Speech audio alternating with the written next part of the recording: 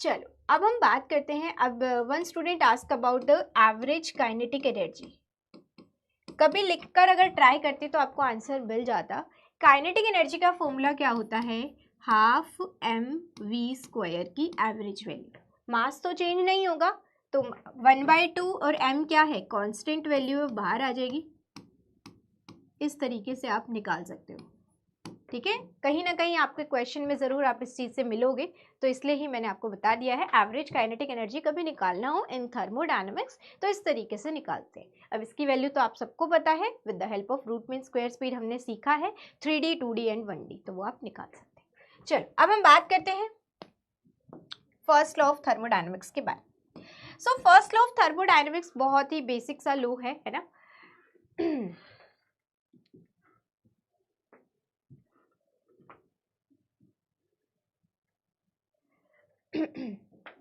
First law of thermodynamics बिल्कुल basic होता है। किसके बारे में बात करते हैं हम यहाँ पे, एनर्जी कंजर्वेशन के बारे में बात करते हैं।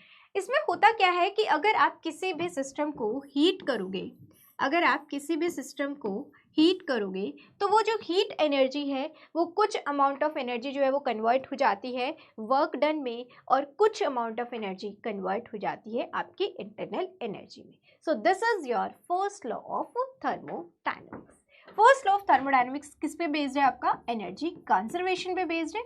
It based upon energy conservation.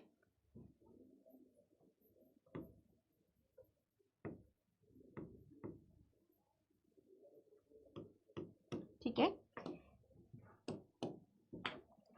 अब अगर हम बात करें तो यहाँ पे हुआ क्या कि जितनी भी आपने हीट एनर्जी सप्लाई की वो दो चीज़ों में कन्वर्ट होती है, या तो कुछ अमाउंट ऑफ वर्क डन में और कुछ अमाउंट ऑफ इंटरनल एनर्जी में कन्वर्ट हो जाती है। जैसे कि dq, इट स्टेट दैट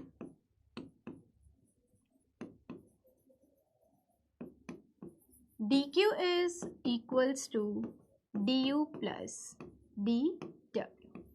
ठीक है, this is your first law of thermodynamics. अब इंपॉर्टेंट पॉइंट आता है यहाँ पे, dq क्या है और du क्या है और dw क्या है, इनके बारे में समझते हैं। सो अगर मैं बात करूँ dq के बारे में तो यहाँ पे dq क्या है, basically amount of heat energy supply, या फिर I can say absorb by gas.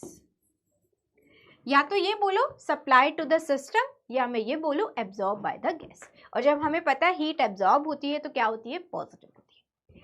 Next आता है आपका dw। dw क्या है, work is done by the gas.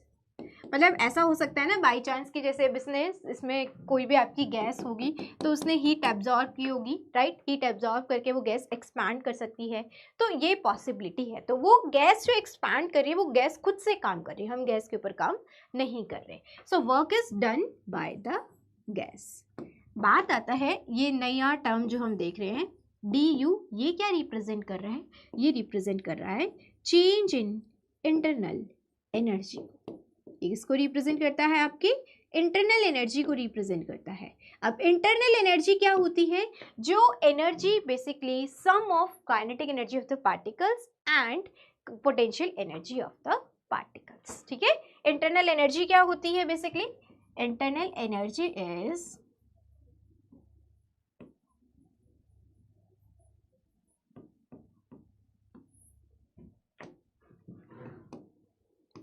it is sum of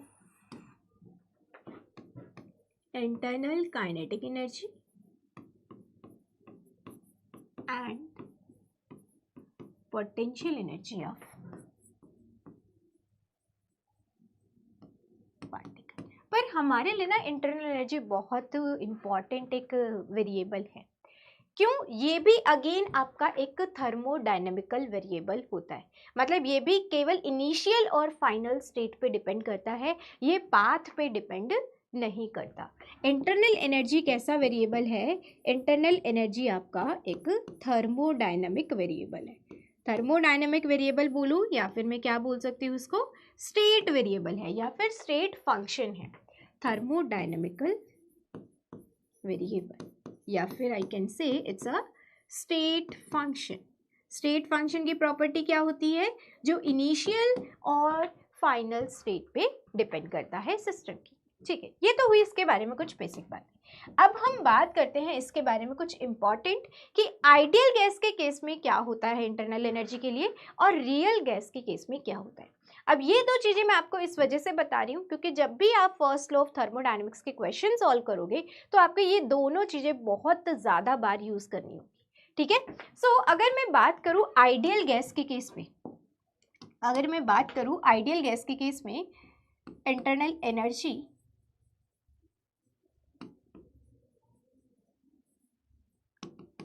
अगर मैं बात करूं फॉर आइडियल गैस,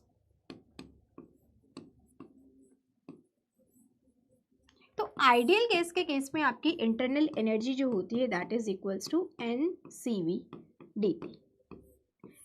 इसका सीधा सा मतलब ये है कि it's depend upon temperature only. ये चीज आपको पता कैसे चलती है, ये हमें पता चलती है जब हम मैक्सवेल रिलेशन में एनर्जी इक्वेशन पढ़ते हैं, वहां से हमें ये पता चलता है कि जो इंटरनल एनर्जी है वो टेम्परेचर पे डिपेंड कर रही है या वॉल्यूम पे डिपेंड कर रही है। मैं आपको जस्ट इस वजह से बता रही हूँ क्योंकि हम जब भी क्वेश्चन को सॉल्व करेंगे ये हमारे लिए एक छोटा रास्ता बनेगा क्वेश्चन को सॉल्व करने का। ठीक है, ये फॉर्मूला कैसे आया, this comes out from specific heat. कैसे, देखो स्पेसिफिक हीट जो होती है वो होती है आपकी बेसिकली dQ अपॉन में dt, मतलब कि जब भी आप टेम्परेचर को चेंज करते हो तो ऑब्जेक्ट ने कितनी अमाउंट ऑफ हीट को एब्जॉर्ब किया है। ठीक है, इस तरीके से आप अपनी स्पेसिफिक हीट को डिफाइन करते हो। जब आप बात कर रहे हो कांस्टेंट वॉल्यूम की, तो फर्स्ट लॉ ऑफ थर्मोडायनेमिक्स के according this is equals to du by dt। ठीक है, तो यहां से हम इस फॉर्मूले को निकाल के लाते हैं फॉर n मोल्स। ठीक है, तो du is equals to NCV dt। Okay, so अगर हम बात करें इट्स किस पे डिपेंड करता है, basically it's depend upon temperature.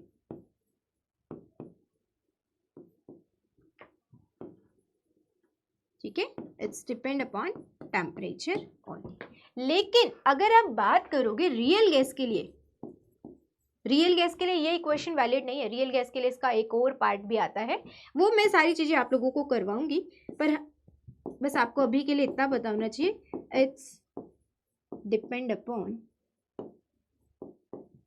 Temperature and volume. ठीक है, यहाँ पे इंटरनल एनर्जी जो है वो दोनों का फंक्शन होता है, टेम्परेचर का भी एज वेल एज वॉल्यूम का भी। ओके, सो दो चीजें हमें पता चली कि इंटरनल एनर्जी अगर आप आइडियल गैस के लिए देखोगे तो this is a function of temperature only, और अगर आप रियल गैस के लिए बात करते हो, रियल गैस बोलो या फिर आपने एक नाम पढ़ा होगा and that is called van der Waals gases, दोनों बात बराबर होती है।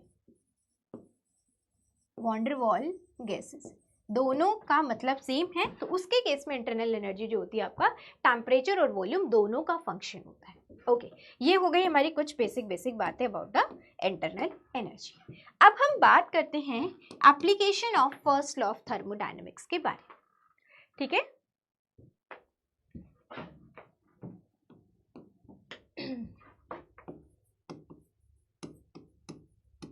Application of first law of thermodynamics. अगर हम बात करें फर्स्ट लॉ ऑफ थर्मोडायनेमिक्स के एप्लीकेशन में, तो सबसे पहला आता है आइसोथर्मल प्रोसेस।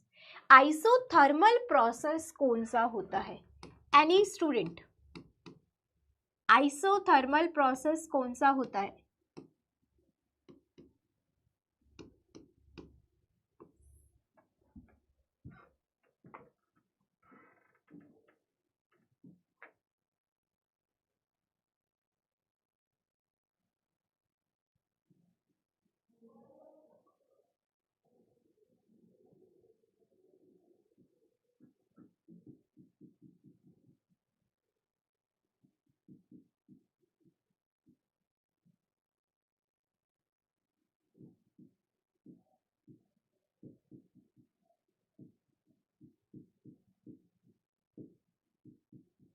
यस, जिसके अंदर टेम्परेचर बेसिकली आपका कांस्टेंट होता है. ओके, जिसके अंदर टेम्परेचर बेसिकली क्या होता है आपका कांस्टेंट होता है. सच प्रोसेसेस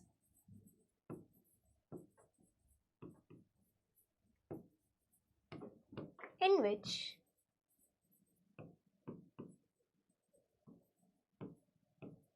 temperature is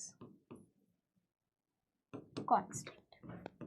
जैसे कि आप एक एग्जांपल ले सकते हो, जब भी आपका जो फेज चेंज होता है, स्टेट चेंज होता है. बेस्ट एग्जांपल बताती हूँ मैं आपको. जैसे कि आइस से वाटर बना, तो जिस पर्टिकुलर टेम्परेचर पे आइस से वाटर बनता है कि सॉलिड से लिक्विड में कन्वर्जन होता है, वहां पे आपका टेम्परेचर एंड प्रेशर दोनों ही कांस्टेंट होता है. तो वहां टेम्परेचर कांस्टेंट है. तो ऐसा कोई भी प्रोसेस जिसके अंदर टेम्परेचर कांस्टेंट होगा तो वो आइसोथर्मल तो है ही है. ऑल्दो हम अभी पढ़ेंगे एक ऐसा प्रोसेस जहां पे प्रेशर भी कांस्टेंट होता है, तो उसको हम बोलते हैं आइसोबैरिक प्रोसेस. तो जब स्टेट चेंज होती है, आइस से वाटर बन रहा है या वाटर से वेपर बन रहे हैं, जिस पर्टिकुलर टेम्परेचर और प्रेशर पे बनते हैं वो टेम्परेचर प्रेशर कांस्टेंट होता है. अगर आपने प्रेशर चेंज कर दिया तो आपका बॉइलिंग टेम्परेचर भी बदल सकता है. सिमिलरली अगर आपने टेम्परेचर बदल दिया तो आपका प्रेशर भी चेंज हो सकता है. तो एट जिस पर्टिकुलर टेम्परेचर पे, या मैं ये बोलूँ जब भी आपका आइस से वाटर बन रहा है या वाटर से वेपर बन रहा है, तो ये एक कांस्टेंट टेम्परेचर और कांस्टेंट प्रेशर पे होते हैं. तो these are the best example of isothermal and isobaric process. ठीक है, ऐसे प्रोसेसेस जहां पे आपका temperature throughout this process जो रहे कांस्टेंट रहे, सो उनको हम बोलते हैं आइसोथर्मल प्रोसेस. ओके, सो अगर मैं बात करूं फॉर आइडियल गैस, है ना, अगर मैं बात करूं फॉर आइडियल गैस,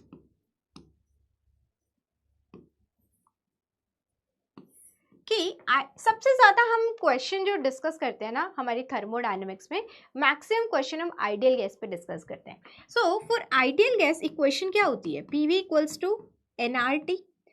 अगर मैं अब इस इक्वेशन को यूज करते हुए आइसोथर्मल प्रोसेस की इक्वेशन लिखना चाहूं, तो आइसोथर्मल प्रोसेस की इक्वेशन क्या होगी? PV equals to constant, PV equals to constant.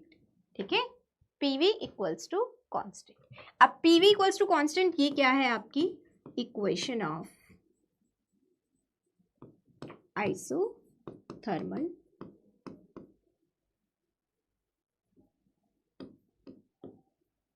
Process.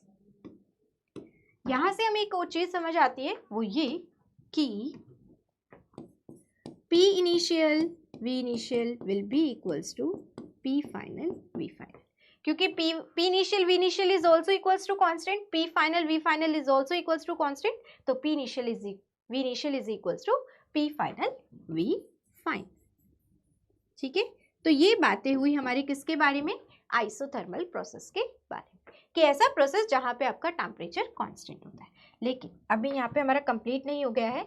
अब हम वापस से आते हैं इंटरनल एनर्जी. अभी हम पढ़ के आए थे, है ना, for ideal gas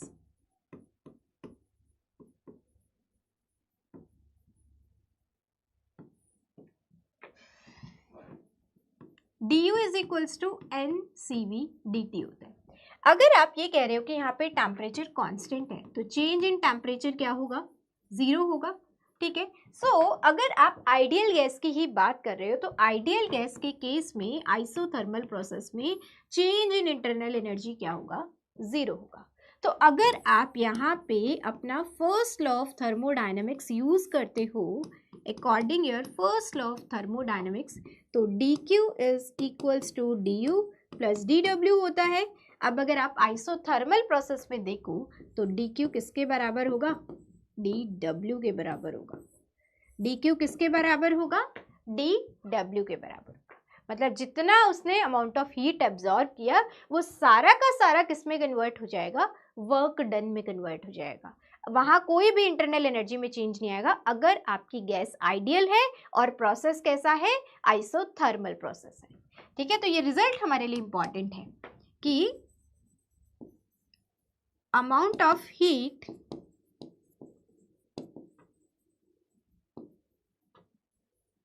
absorbed by gas is completely converted into work। ये आप लोग जानते भी हो, कोई भी ऐसा प्रोसेस हो कि जिसमें आपकी मतलब हीट जो है वो कंप्लीटली वर्क में कन्वर्ट हो जाए, रियलिटी में ये पॉसिबल थोड़ा सा कम है ना। रियलिटी में ये वाली चीज पॉसिबल थोड़ी कम है कि जितनी उसने हीट एब्जॉर्ब की वो सारी की सारी उसको वर्क में कन्वर्ट कर दे। वही है, फिर आपकी गैस भी तो किसी आइडियल गैस है ना, तो आइडियल गैस है, इसीलिए आइडियल कंक्लूजन भी हमें देखने को मिल रहा है। ओके, अब हम बात कर लेते हैं work done in isothermal process.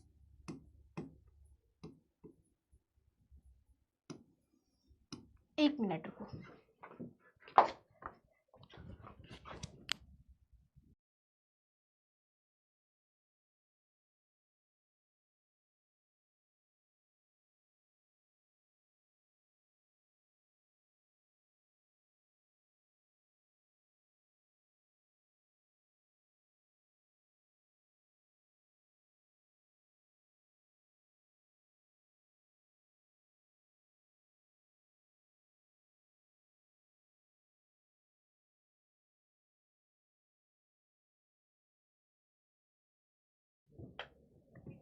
हाँ जी, सो हम बात कर रहे थे basically work done in isothermal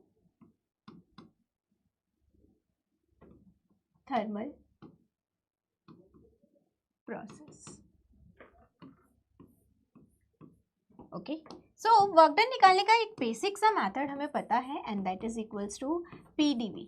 ये ना यूनिवर्सल मेथड होता है वर्क डन निकालने का। आपको बहुत बार डायरेक्ट क्वेश्चन है ना वर्क डन पे भी आ जाता है, not for the isothermal, adiabatic, isobaric process, एक अलग से हमें इक्वेशन मिलती है और उसके लिए आपको वर्क डन निकालना होता है। तो वहां पे आपको दो ही चीजों पे ध्यान देना है, या तो आपको pressure in terms of volume दिया होगा तो आप उसको यहाँ पे पुट करेंगे, या हो सकता है आपको वॉल्यूम का रिलेशन दिया हो इन टर्म्स ऑफ प्रेशर, तो वो भी आप कन्वर्ट करके इसको निकाल सकते हो। तो it's just completely a integration based question, पर इस पे क्वेश्चन आता है कि जहां पे आपको वर्क डन निकालना होता है। तो इस बात का ध्यान रखना कि यहाँ P जो है ये केवल P नहीं है, P is a function of V है, ठीक है, ये केवल P नहीं है, यहाँ P is a function of V भी होता है। ओके, सो अब आपको पता है आइडियल गैस के केस में अगेन हम बात कर लेते हैं for ideal gas PV equals to nRT होता है ना। हमारे आइसोथर्मल प्रोसेस में क्या होता है, टेम्परेचर कांस्टेंट होता है, तो ये आपकी इक्वेशन होगी। टेम्परेचर क्या है हमारा, कांस्टेंट है, ठीक है। तो यहाँ से अगर आप देखो तो P किसके बराबर है, सम K अपॉन में V के बराबर है। ऐसा ही है कि सम K अपॉन में V के बराबर है, ठीक है। और वो K क्या है, कहीं ना कहीं आपको पता है, दिस इज nRT अपॉन में। चलो अब इसको हम यूज कर लेते हैं। कुछ आपका जो इंटीग्रेशन होगा वो V इनिशियल से V फाइनल पे होगा, ठीक है। तो V इनिशियल से V फाइनल हम जाते हैं nRT dV अपॉन में V। अब टेम्परेचर R और N सब कांस्टेंट है, बाहर आ जाएंगे, nRT ln V final upon में V इनिशियल। इसको कभी कभी प्रेशर के टर्म्स में भी हम लिखते हैं। तो प्रेशर के टर्म्स में अगर आप इस इक्वेशन से देखें, यहाँ पे अभी जो हमने एक इक्वेशन पढ़ी थी कि P initial V initial is equals to P final V final, तो यहाँ से अगर आप देखते हो तो P इनिशियल अपॉन में P final is equals to V final upon में V इनिशियल। तो इसी की दूसरी फॉर्म एक और भी है and that is equals to nRT ln P initial upon में P फाइनल, ठीक है। So this is the work done in isothermal process. Okay,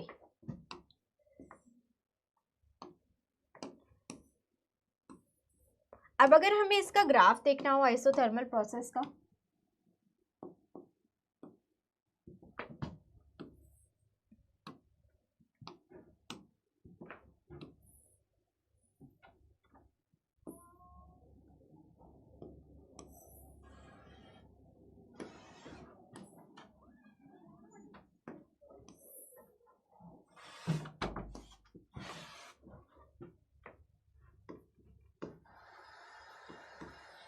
तो आपको पता है P और V के बीच में एक ग्राफ देख लेते हैं, एक T और V के बीच में ग्राफ देख लेते हैं।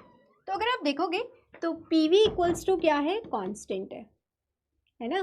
तो P क्या है बेसिकली, V पे इन्वर्सली प्रोपोर्शनल है, तो इसका जो ग्राफ होता है वो कुछ इस टाइप का होगा। और अगर टेम्परेचर और वॉल्यूम, तो टेम्परेचर इसमें क्या होता है, कांस्टेंट। तो ये हमारे कंप्लीट ग्राफ भी हो गए। दिस इज फॉर बेसिकली आपका आइसोथर्मल प्रोसेस।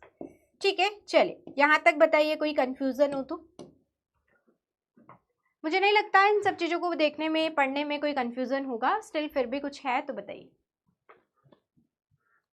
हाँ बिल्कुल लिख सकते हो, लोग में लिखना चाहोगे तो जो एक स्टूडेंट ने आपको ऑलरेडी रिप्लाई किया है 2.303 से आपको मल्टीप्लाई करना होगा, है ना। मैंने नेचुरल लॉग के फॉर्म में लिखा है, अगर आप लॉग बेस 10 के फॉर्म में कन्वर्ट करना चाहते हो कर सकते हो। चलिए बताइए अगर कोई कंफ्यूजन है तो।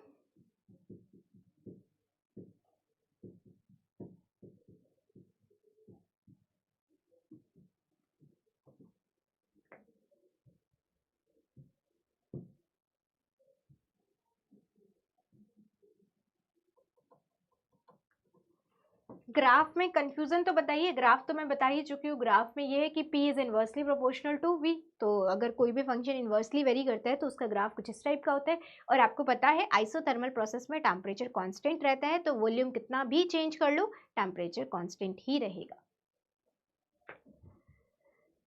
चलो बहुत सही स्पीड पे काम किया है कार्तिक द्विवेदी जी ने, है ना। चलो बहुत बढ़िया।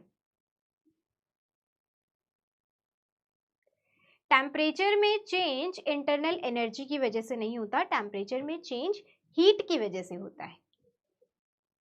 ठीक है, टेम्परेचर में चेंज इंटरनल एनर्जी की वजह से नहीं होता, हीट की वजह से होता है। मतलब जब आप सिस्टम को हीट दोगे तब उसकी इंटरनल एनर्जी चेंज होगी और फिर उसके बाद उसका टेम्परेचर चेंज होगा, ये आप कह सकते हो। ठीक है,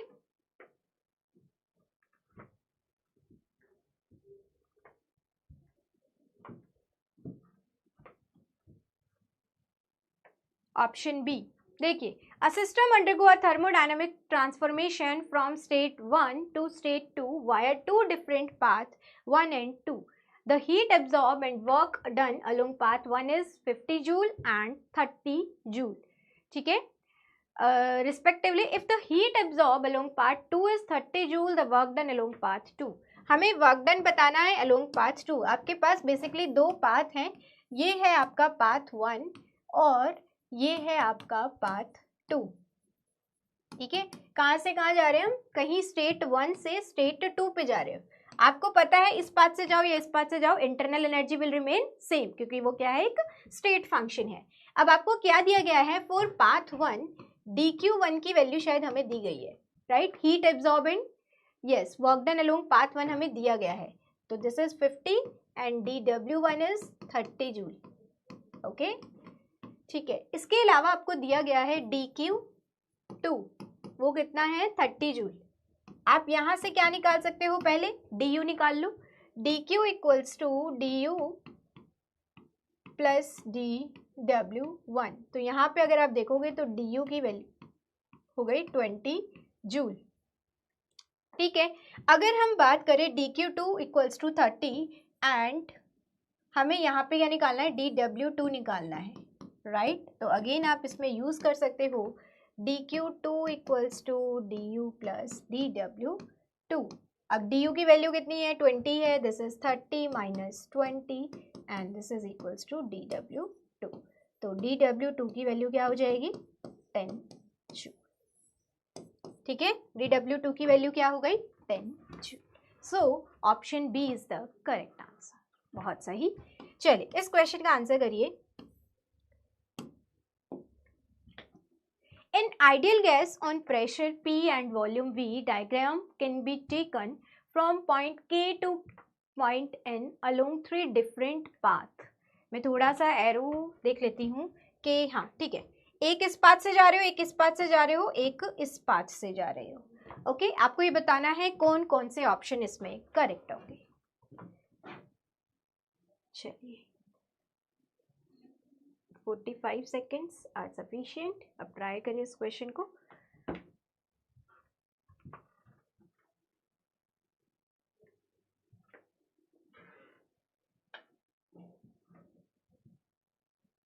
क्या कहना चाह रहे हो कि वर्क बाय द सिस्टम है क्या? अच्छा, आप ये कहना चाह रहे हो कि work done by the system है या ऑन द सिस्टम है? अच्छा, एक बार इस क्वेश्चन के बाद मैं एक बार फिर से लैंग्वेज पढ़ती हूँ, फिर आपको क्लियर कर दूंगी। ऐसा हो नहीं सकता बेसिकली उसमें मेंशन ना हो, बट इट्स ओके। वेट करो, इस क्वेश्चन के बाद मैं फिर से आपको देख के बताती हूँ।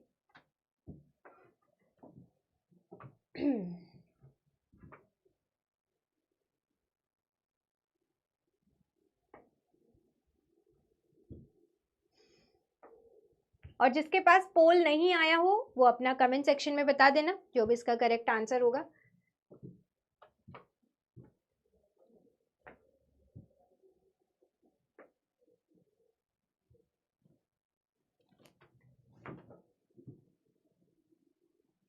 So the change in internal energy is same along each path, same work is done along each path, the same amount of heat होगा, it's not around, amount of heat is added to each the gas along each path, there is no work done along K2N। Correct statement बतानी है आपको। चलिए, बहुत बढ़िया। भावेश, माही, अभिश्री, आदर्श, आस्था, Amit Shukla and summer, बहुत बढ़िया। देखिए, आपके पास यहाँ पे क्या है, KCN आपको जाना है। 3 डिफरेंट पाथ है। एक पाथ आपके पास ये है, दूसरा ये है और थर्ड ये है। यहाँ पे 3 चीजें हैं, heat, work and internal energy. Heat and work दोनों ही पाथ पे डिपेंड करते हैं और इंटरनल एनर्जी आपकी पाथ पे डिपेंड नहीं करती। तो पहला ही ऑप्शन लिखा गया है कि the change in internal energy is same along each path. ये तो कंफर्म ट्रू है क्योंकि इंटरनल एनर्जी पाथ पे डिपेंड नहीं करती। नेक्स्ट क्या कह रहे हैं, the same work is done along each path. आपको पता है वर्क डन किस पे डिपेंड करता है, area.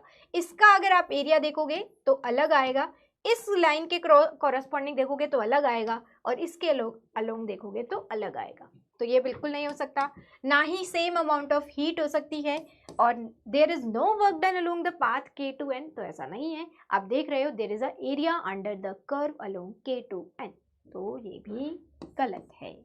So the correct answer is option A. बहुत सही। हाँ जी, अब एक बार देख लेते हैं क्या कंफ्यूजन था लास्ट क्वेश्चन में, कि the heat absorbed and work done along path 1 and this is this much. एक minute. A system undergo a thermodynamic transformation from state 1 to state 2 via 2 different paths. The heat absorbed and work done along path 1 and this is this much. If heat absorbed along path 2 is this much, then work done along path. तो यहाँ पे अगर आप language को देखोगे तो उसमें clearly इस तरीके से बोला गया है कि कितना वर्क होगा। ठीक है, तो ये सारा जो लिखा गया है this is just by guess. Okay, इस वजह से हमने उसी जनरल फॉर्म को इसमें यूज किया है। अदरवाइज इसमें क्लियरली मेंशन होता कि work done on the system है, या फिर ये जो heat absorb on, sorry heat absorb नहीं, heat rejected by the gas है। वो अगर दोनों वर्ड क्लियरली मेंशन होंगे तभी आप अपने साइन कन्वेंशन को प्रॉपर्ली यूज करना।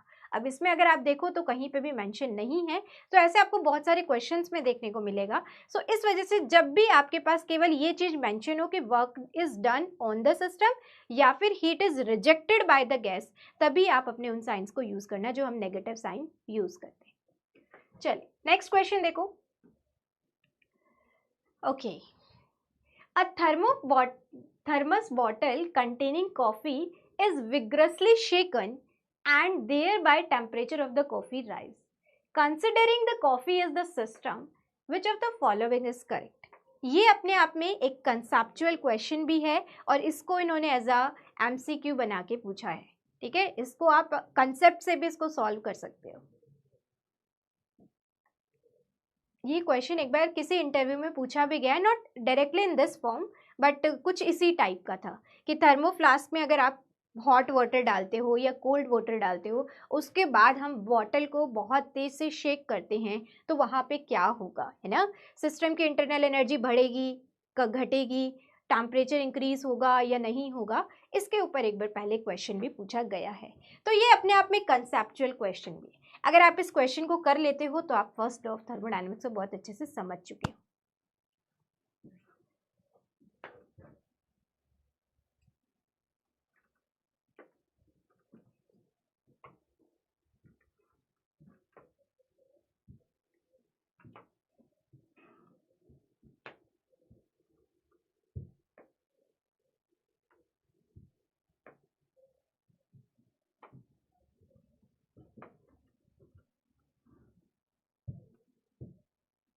थर्मस का मतलब क्या है? इंसुलेटेड,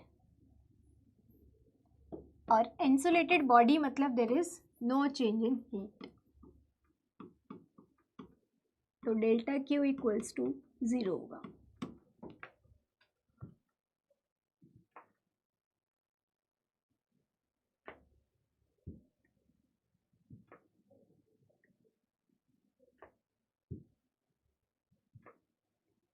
बताइए इसका करेक्ट आंसर क्या होगा? Option A, someone is saying option D.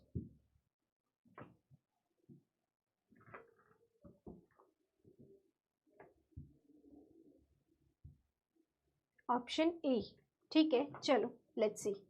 तो क्या क्या है कि डेल्टा क्यू इक्वल्स टू 0 है, तो delta according to first law of thermodynamics delta Q equals to delta U plus delta W. अब डेल्टा क्यू अगर आपका 0 है तो डेल्टा यू क्या होगा? माइनस ऑफ डेल्टा डब्ल्यू, यही होगा।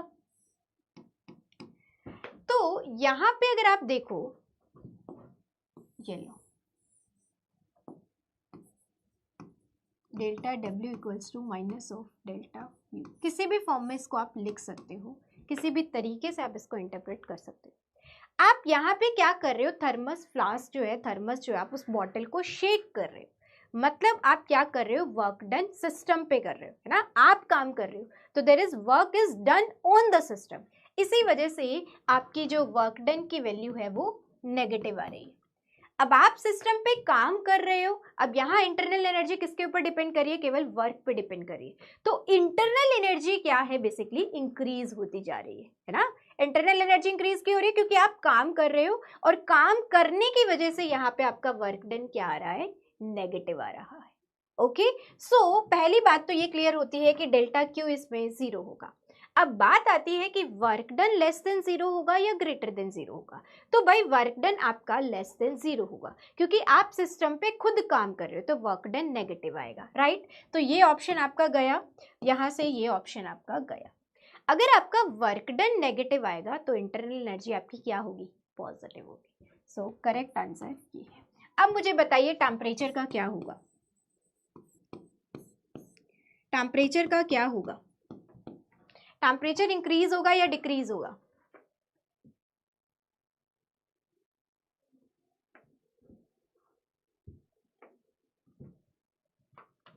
अच्छा, क्वेश्चन में लिखा हुआ है वैसे तो।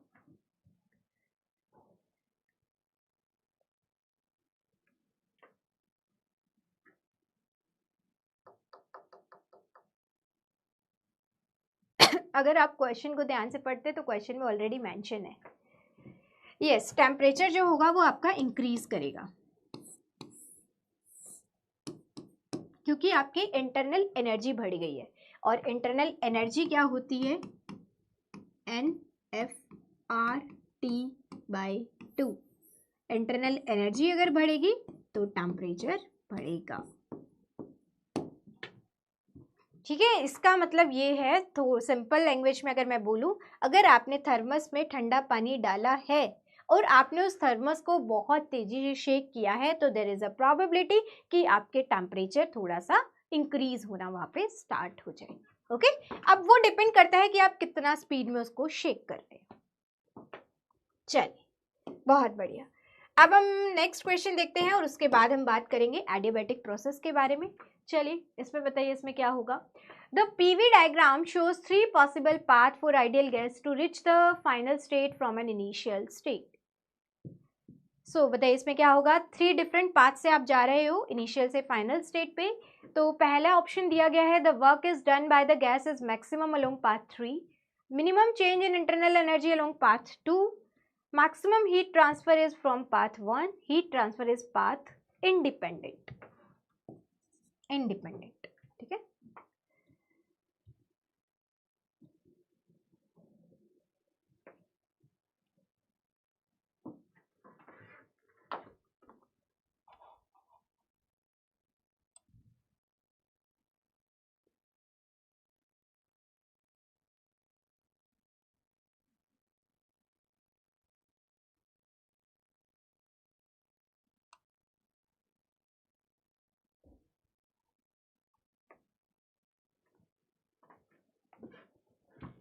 अगर हम बात करें change in internal energy along path 2, ये तो बिल्कुल गलत है क्योंकि इंटरनल एनर्जी तो तीनों पाथ में ही सेम रहेगी।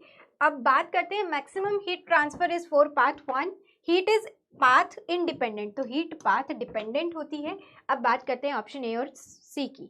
तो ए में अगर हम देखें पाथ 3 के बारे में बात हो रही है, सी में पाथ 1 के बारे में बात हो रही है। तो एरिया अंडर द कर्व इसका सबसे ज्यादा है, तो मैक्सिमम वर्क डन भी इसी में होगा।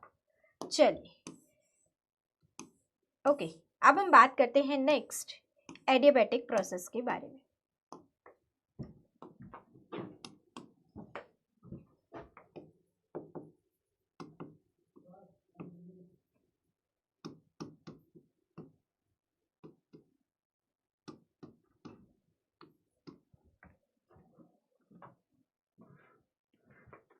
हाँ जी, बिल्कुल सही है मनीष, क्योंकि उसका एरिया ज़्यादा है। एडियाबैटिक प्रोसेस वो प्रोसेस होता है जिसमें सिस्टम कोई भी अपनी सराउंडिंग के साथ हीट एक्सचेंज नहीं करता। ठीक है, एडियाबैटिक प्रोसेस क्या होता है? एक ऐसा प्रोसेस जिसमें कोई सिस्टम जो है अपनी सराउंडिंग के साथ ज़रा से भी हीट एक्सचेंज नहीं करता। तो सच प्रोसेस हैविंग no changing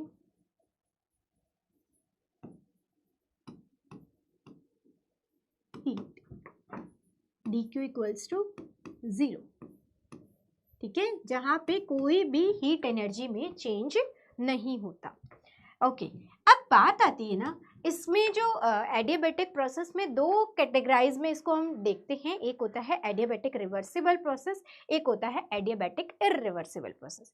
थोड़ा सा इसमें बिहेवियर डिफरेंट होता है, वो होता है एंट्रोपी की वजह से, कि एडियाबैटिक रिवर्सिबल प्रोसेस में ये डेफिनेशन इसकी कांस्टेंट है, चाहे इररिवर्सिबल हो चाहे रिवर्सिबल हो। पर अब बात आती है जो इसकी सेकंड डेफिनेशन बहुत बार आप देखते हो और जो आपने इसकी इक्वेशन कभी पढ़ी होगी, PV gamma equals to constant, वो सब जगह ट्रू नहीं होती है। ठीक है, ये जो इक्वेशन हम पढ़ते हैं ये सब जगह ट्रू नहीं होती है, ये केवल ट्रू होती है फॉर रिवर्सिबल प्रोसेस। क्यों होती है इसके बारे में अब हम समझते हैं। सो देखिए, ये आपको समझ आ गया है कि एडियाबैटिक प्रोसेस की डेफिनेशन इतनी सी होती है कि that is dq equals to 0। अब आपका फर्स्ट लॉ क्या कहता है? फर्स्ट लॉ कहता है कि dq equals to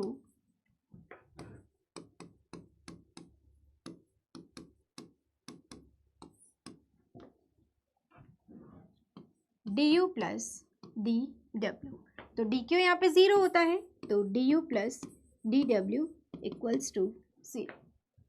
ideal gas equation क्या होती है हमारी? अकॉर्डिंग टू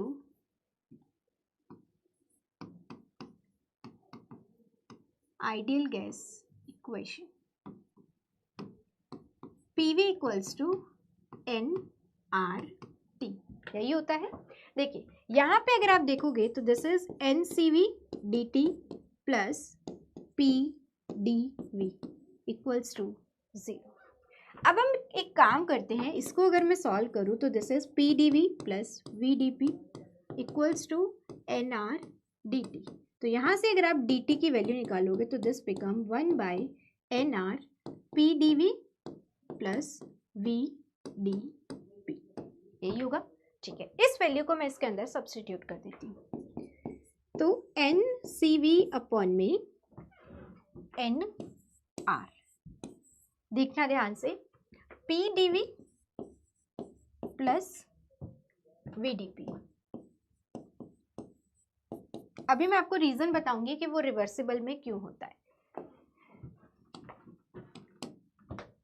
तो अगर मैं देखूं इस इक्वेशन को, सो NCV, N से N कैंसिल हो गया, CV by R PdV plus VdP plus PdV भी था इक्वल्स टू 0।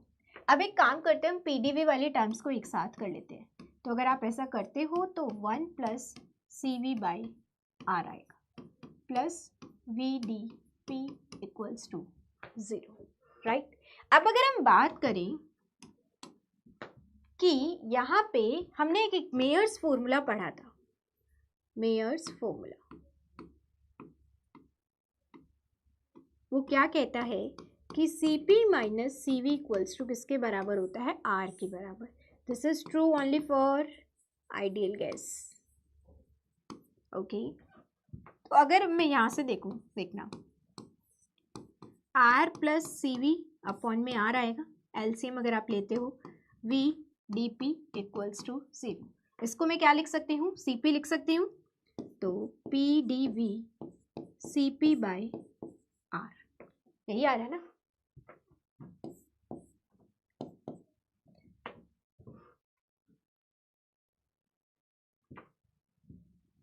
Plus VdP. ठीक है, एक मिनट. अच्छा हाँ, तो यहाँ पे हम CV भूल गए हैं. ठीक है, यहाँ पे हम लोग CV भूल गए हैं. ठीक है, यहाँ CV भी आएगा और CV बाय R आएगा. Even not only CV by R आएगा ना, क्योंकि CV बाय R यहाँ भी था ना. ठीक है, अब देखो, अब ये भी R है, ये भी R है, चला जाएगा. अब आपके पास क्या बच गया, Cp P dV plus CV V dP equals to 0. अब मैं क्या करती हूँ, थ्रू आउट द इक्वेशन को CV से डिवाइड कर देती हूँ. थ्रू आउट द इक्वेशन को किससे डिवाइड करती हूँ, CV से डिवाइड करती हूँ. अगर मैं ऐसा करूँगी तो होगा क्या, Cp by CV P dV plus V dP equals to 0. अब हम यहाँ पे क्या कर सकते हैं, Cp बाय CV किसके बराबर होता है, गामा के बराबर होता है. अब उसको भी यूज कर लो चाहे अभी, और फिर हम अपना क्या करेंगे, सेपरेशन ऑफ वेरिएबल लगा लेंगे. ठीक है, मतलब अल्टीमेटली मुझे इसको इंटीग्रेट करना है. तो आप देखिए P dV equals to minus V dP. तो यहाँ पे आपके पास गामा dV बाई V आ गया and this is minus dP by P आ गया. अब अगर आप इस इक्वेशन को इंटीग्रेट करोगे तो आपके पास जो वैल्यू आएगी and that is PV gamma equals to constant. PV gamma equals to constant. तो ये जो इक्वेशन हम निकाल के लाए ना, इसमें हमने दो ऐसी कंडीशंस यूज की हैं जो जस्टिफाई करती है कि ये केवल वैलिड है रिवर्सिबल प्रोसेस के लिए. अब बताती हूँ पहली condition number 1. First condition number 1 तो है कि आपने इक्वेशन यूज की है PV इक्वल्स टू nRT.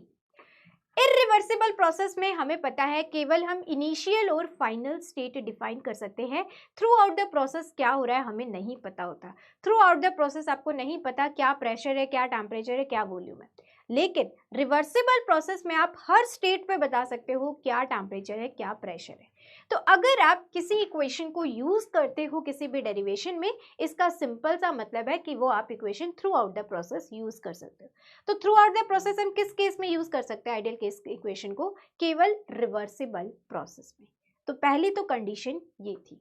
दूसरी कंडीशन ये आती है कि जो आपने ये बोला है dq इक्वल्स टू 0, आगे हम लोग पढ़ेंगे सेकेंड लॉ ऑफ थर्मोडायनेमिक्स. वहां से आपको पता चलता है कि रिवर्सिबल प्रोसेस में ही आपकी चेंज इन एंट्रोपी 0 के बराबर होती है. और सेकेंड लॉ ऑफ थर्मोडायनेमिक्स ही आपको बताएगा कि dq जो होता है वो TdS के बराबर होता है. ds is your entropy change और ds जो डेल्टा एस की वैल्यू 0 होती है वो केवल रिवर्सिबल प्रोसेस में होती है. जो चेंज इन एंट्रोपी 0 हो सकती है वो केवल रिवर्सिबल प्रोसेस में हो सकती है. तो ये दो कंडीशन हमें जस्टिफाई करती है कि ये इक्वेशन आप केवल रिवर्सिबल प्रोसेस में लगा सकते हो. ठीक है, और इसके ऊपर MSQ क्वेश्चन आया हुआ है. तो ये चीज जरूर ध्यान रखना कि ये जो आपकी इक्वेशन डिफाइन की गई है, this is valid only for adiabatic reversible process. ठीक है, adiabatic reversible process, this is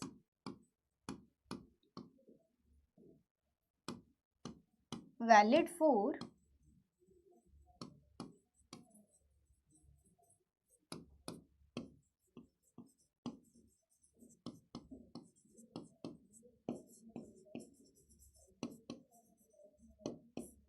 adiabatic reversible process. Okay, ठीक है।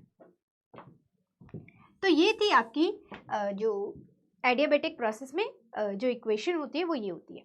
अब इसके डिफरेंट डिफरेंट फॉर्म होती है टेम्परेचर प्रेशर के टर्म्स में, टेम्परेचर वॉल्यूम के टर्म्स में, तो वो अब हम कन्वर्ट कर सकते हैं इसको, ठीक है। अगर हम इसको कन्वर्ट करना चाहें इन डिफरेंट फॉर्म, तो देखो PV gamma equals to constant. अब आपको पता है पीवी इक्वल्स टू क्या होता है, आर टी होता है, ठीक है।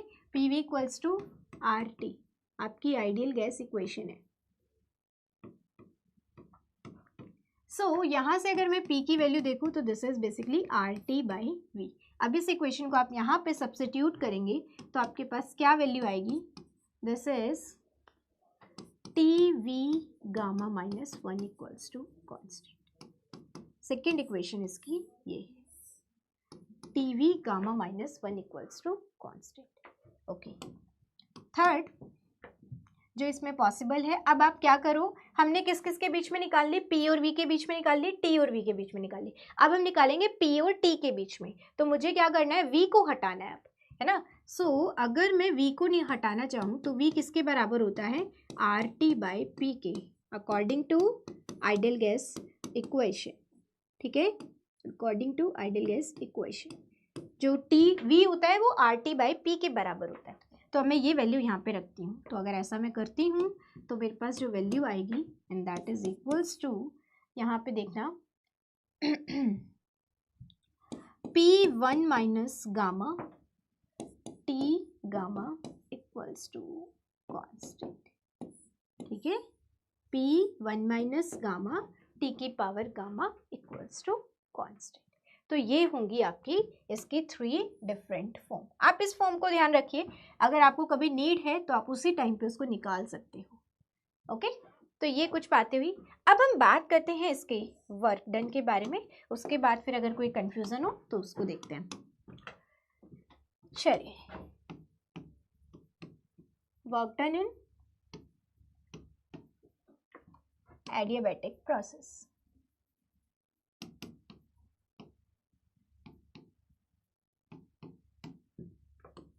अगर मैं बात करूं वर्क डन की, तो सिंपल जो अभी मैंने आपको बताया, वर्क डन क्या होता है, आपका पीडीवी होता है। अब आपको पता है पीवी गामा इक्वल्स टू क्या होता है, कांस्टेंट होता है, राइट।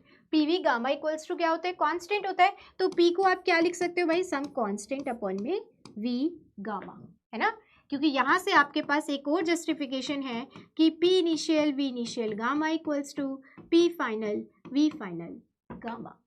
ओके, सो अब आप देखिए वर्क डन क्या होगा आपका, अगेन वही हम वी इनिशियल से किसी फाइनल वैल्यू पे जा रहे होंगे, किसी इनिशियल से फाइनल वैल्यू पे जा रहे होंगे। तो आप देखिए के बाहर आ गया आपका और डी वी अपॉन में वी गामा, ठीक है। अब अगर आप इस इंटीग्रेशन को परफॉर्म करते हो तो यहाँ पे आपके पास वैल्यू आएगी V1 minus gamma final minus V initial 1 minus gamma upon में 1 माइनस गामा।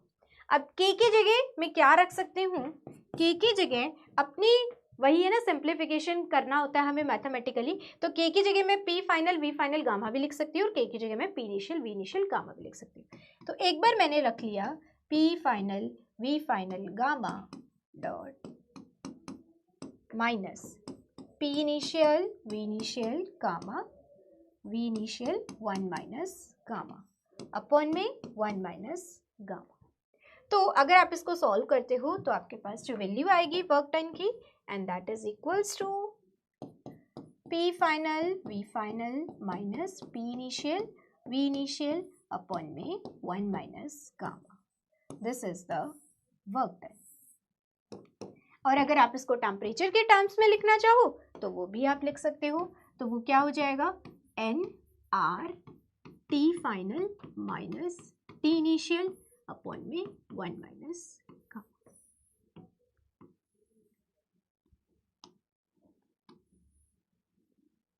तो ये आपका वर्क डन आ गया इन एडियाबेटिक प्रोसेस, ठीक है। वर्क डन क्या आ रहा है आपका, P final V final minus P initial V initial upon में 1 माइनस गामा, और दिस इज अगेन वही N R T final minus T initial upon में 1 माइनस गामा। हमने ये टेम्परेचर की फॉर्म में भी निकाल लिया और हमने प्रेशर और वॉल्यूम के टर्म्स में भी निकालते हैं। अब हम बात करेंगे इसमें जो next, and that is about comparison of graph.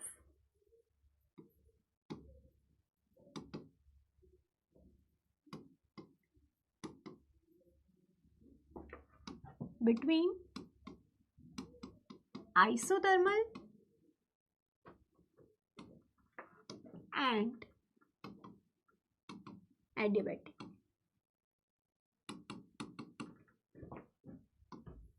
ठीक है, आइसोथर्मल एंड एडियाबैटिक। इससे पहले आपको कोई डाउट है, कुछ पूछना है तो बताइए।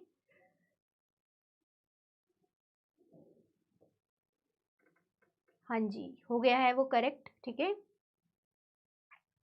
अगर इरिवर्सिबल प्रोसेस होगा तो ये आपकी इक्वेशन वैलिड नहीं है। जो हमने इक्वेशन लिखी है बस वहां पे आप केवल यही स्टेटमेंट दे सकते हो कि dq इक्वल्स टू 0। ये यूनिवर्सल है एडियाबैटिक प्रोसेस के लिए कि उस एडियाबैटिक प्रोसेस चाहे रिवर्सिबल हो चाहे इरिवर्सिबल हो, हमारे पास एक ही कंडीशन है एंड दैट इज फॉर कि उसमें चेंज इन हीट एनर्जी जो होगा वो 0 होगा। अगर आपके पास रिवर्सिबल प्रोसेस है तो हम उसमें के इक्वेशन है जो जस्टिफाई कर सकते हैं, जो आपकी पूरी एडियाबैटिक प्रोसेस पे लगभग टिकी हुई है ना।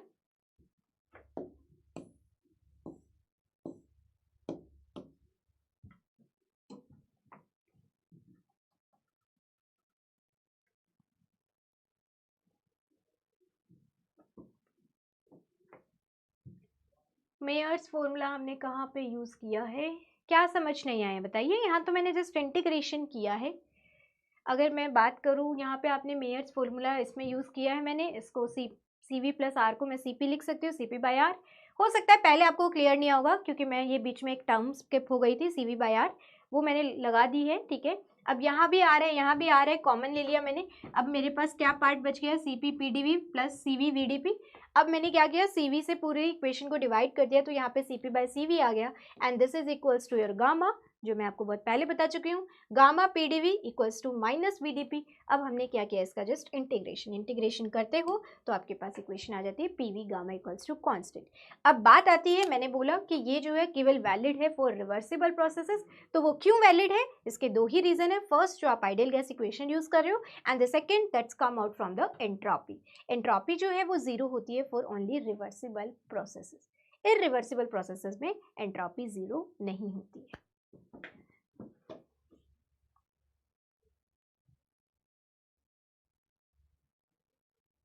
एक मिनट मैम, लास्ट वाले में एनआर का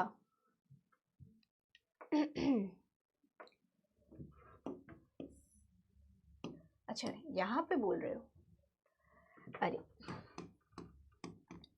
P final PV equals to NRT होता है ना।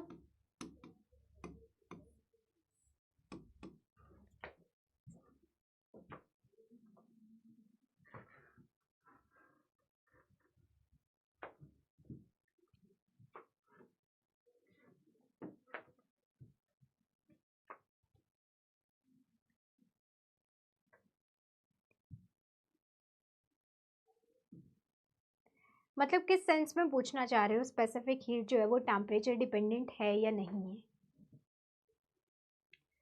ओम ज्योति प्रकाश साहू, बताइए जल्दी से, specific heat at constant volume जो है वो टेम्परेचर डिपेंडेंट है या नहीं है, किस सेंस में पूछना चाह रहे हो। मतलब जनरल अगर मैं बात करूं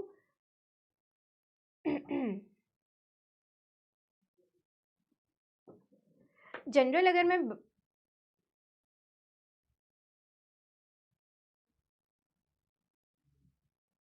डायरेक्ट के मतलब इनडायरेक्ट क्या निकाला हमने, तो डायरेक्ट ही वर्क डन निकाला है। जो आपका फॉर्मूला था पी को बस मैंने इक्वेशन यूज की है क्योंकि एडियाबैटिक प्रोसेस के लिए निकाल रहे हो। जैसे आपने आइसोथर्मल में भी वर्क डन का निकालने के लिए इक्वेशन ऑफ आइसोथर्मल प्रोसेस को यूज किया था, सिमिलरली यहाँ पे भी मैंने उसी इक्वेशन को यूज करके डायरेक्ट ही तो निकाला है।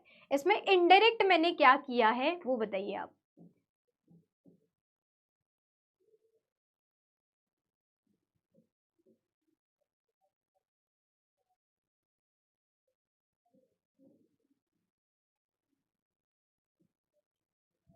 मैंने वहां पे तो वर्क डन निकाला ही नहीं, वर्क डन तो मैंने यहाँ पे निकाला, वो तो मैंने आपको इक्वेशन को निकालने का तरीका बताया है।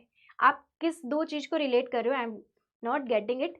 यहाँ मैंने जो आपको इक्वेशन का ये डेरिवेशन जो आपको छोटा सा बताया है वो इस इक्वेशन का बताया, this is not the for work done.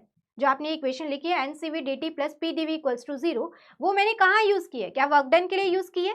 वो मैंने यूज की है बेसिकली इस इक्वेशन को कैलकुलेट करने के लिए कि जो आपने हमेशा अब तक सुनी होगी PV gamma equals to constant होता है, वो आता कैसे है, उसका प्रूफ बताया है मैंने आपको। ठीक है,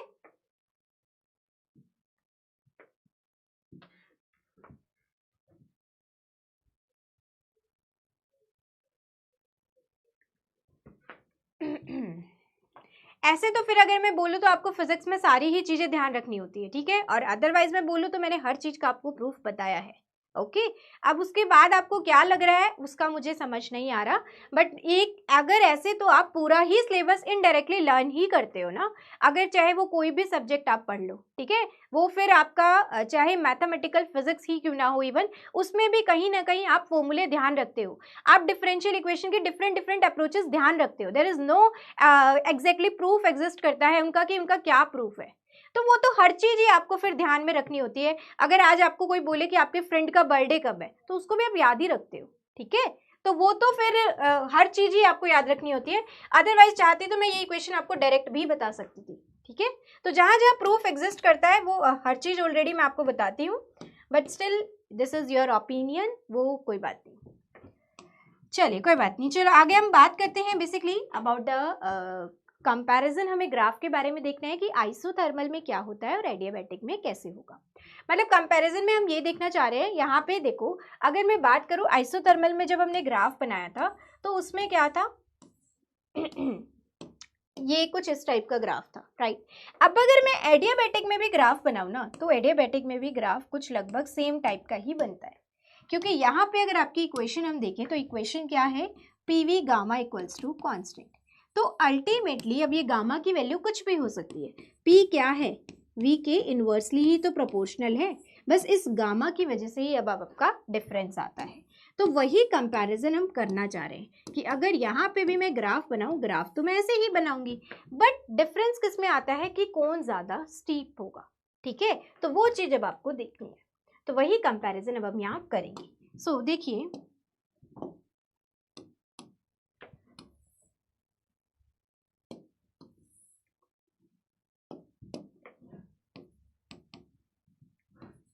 PV, ओके।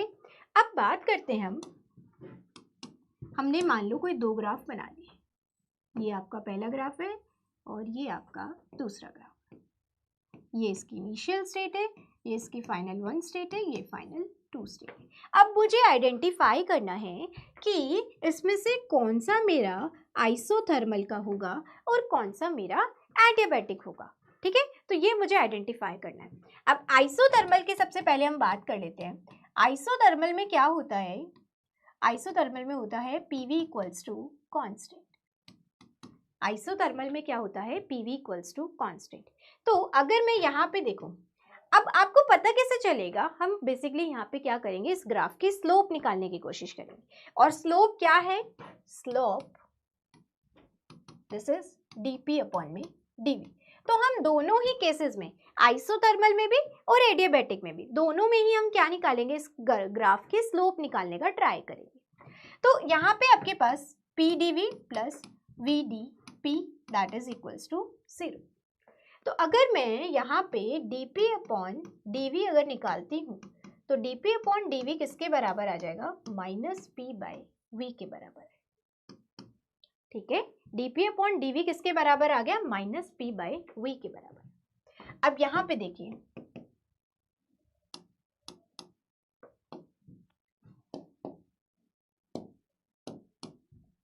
एक चीज ध्यान से देखना,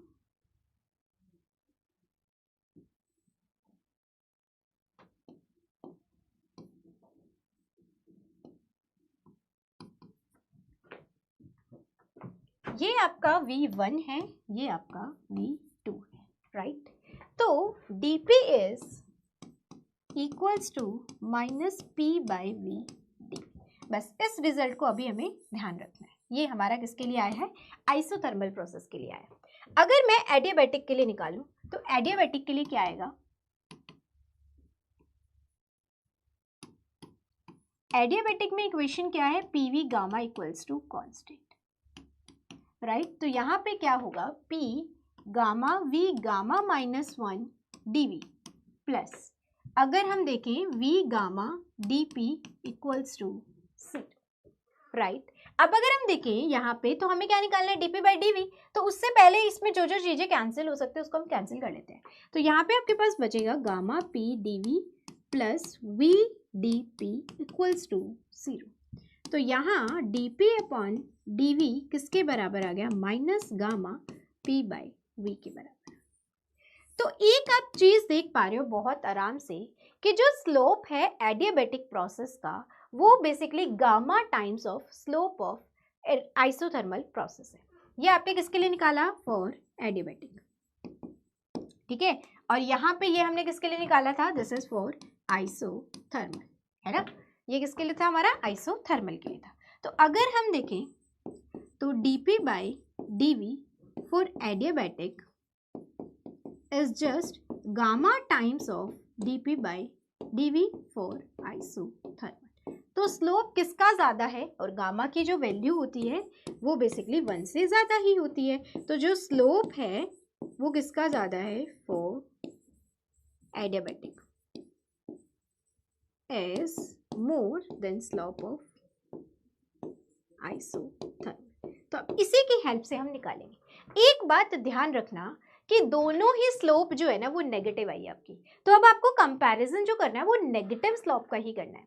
ऐसा नहीं है कि एक नेगेटिव है एक पॉजिटिव है, यहाँ पे दोनों ही स्लोप नेगेटिव है। तो ये मोर नेगेटिव है और जो आइसोथर्मल है वो लीस्ट नेगेटिव है, ठीक है। तो अब देखिए ये आपको पता चल गया कि स्लोप किसकी ज्यादा होने वाली है, एडियाबैटिक की। मतलब जो एडियाबैटिक की स्लोप है वो ज्यादा नेगेटिव होगी। इसको आप एक और तरीके से समझ सकते हो कि आपका जो चेंज इन वॉल्यूम है वो तो सेम है, V1 से V2 जा रहे हो दोनों ही ग्राफ में। अब आप देखो तो जो प्रेशर में चेंज है वो किस में ज्यादा है। देखिए अगर मैं यहाँ पे इस फॉर्मूले को इस तरीके से और चेंज करूं, dp equals to minus gamma p by v dv। अब आपको तो पता है कि dv तो दोनों में सेम है, लेकिन प्रेशर चेंज अलग अलग होगा क्योंकि गामा टाइम्स का डिफरेंस आ रहा है। तो प्रेशर किस में ज्यादा चेंज हो रहा है, इसमें ज्यादा चेंज हो रहा है। तो अब आप देखो, एक ये है जिसके अंदर प्रेशर चेंज हुआ यहाँ से यहाँ तक, और एक जिसमें यहाँ तक हो रहा है। तो एक में प्रेशर चेंज इतना है और दूसरे वाले में प्रेशर चेंज इतना है। अब आपको देख के ही इक्वेशन में पता चल गया होगा कि प्रेशर चेंज ज्यादा किसके अंदर है, एडियाबैटिक के अंदर है। तो ये वाला ग्राफ कौन सा हो गया आपका, एडियाबैटिक। ये वाला ग्राफ कौन सा हो गया आपका, adiabatic, and this is for isothermal. एक तरीका ये हुआ जिससे हमने इसको आइडेंटिफाई कर लिया। अब दूसरा तरीका क्या हो सकता है, वो था हमारी स्लोप। तो स्लोप हमारी किसकी ज्यादा नेगेटिव है, एडियाबैटिक की ज्यादा नेगेटिव है आइसोथर्मल के कंपैरिजन।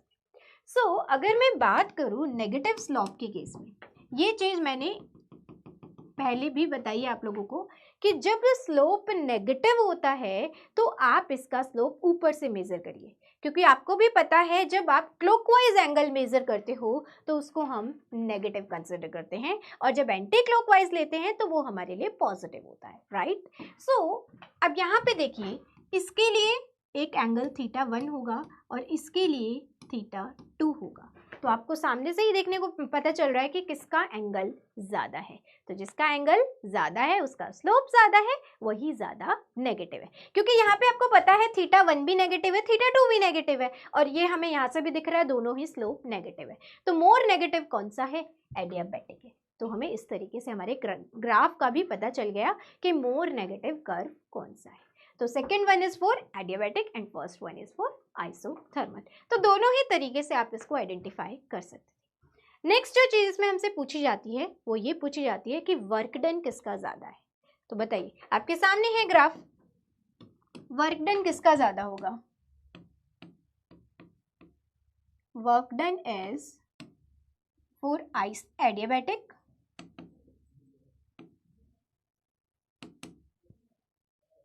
अब मैं यहाँ पे इक्वलिटी का साइन अभी नहीं बना रही हूँ, आपको बताना है कि किसका ज़्यादा होगा। Work done is for isothermal. Work done कैसे निकालते हैं हम, एरिया अंडर द कर्व। तो जिसमें एरिया ज़्यादा उसका वर्क डन ज़्यादा। अभी तक हमने सारा का सारा एडियाबेटिक प्रोसेस जो पढ़ा है वो आइडियल गैस इक्वेशन में ही पढ़ा है।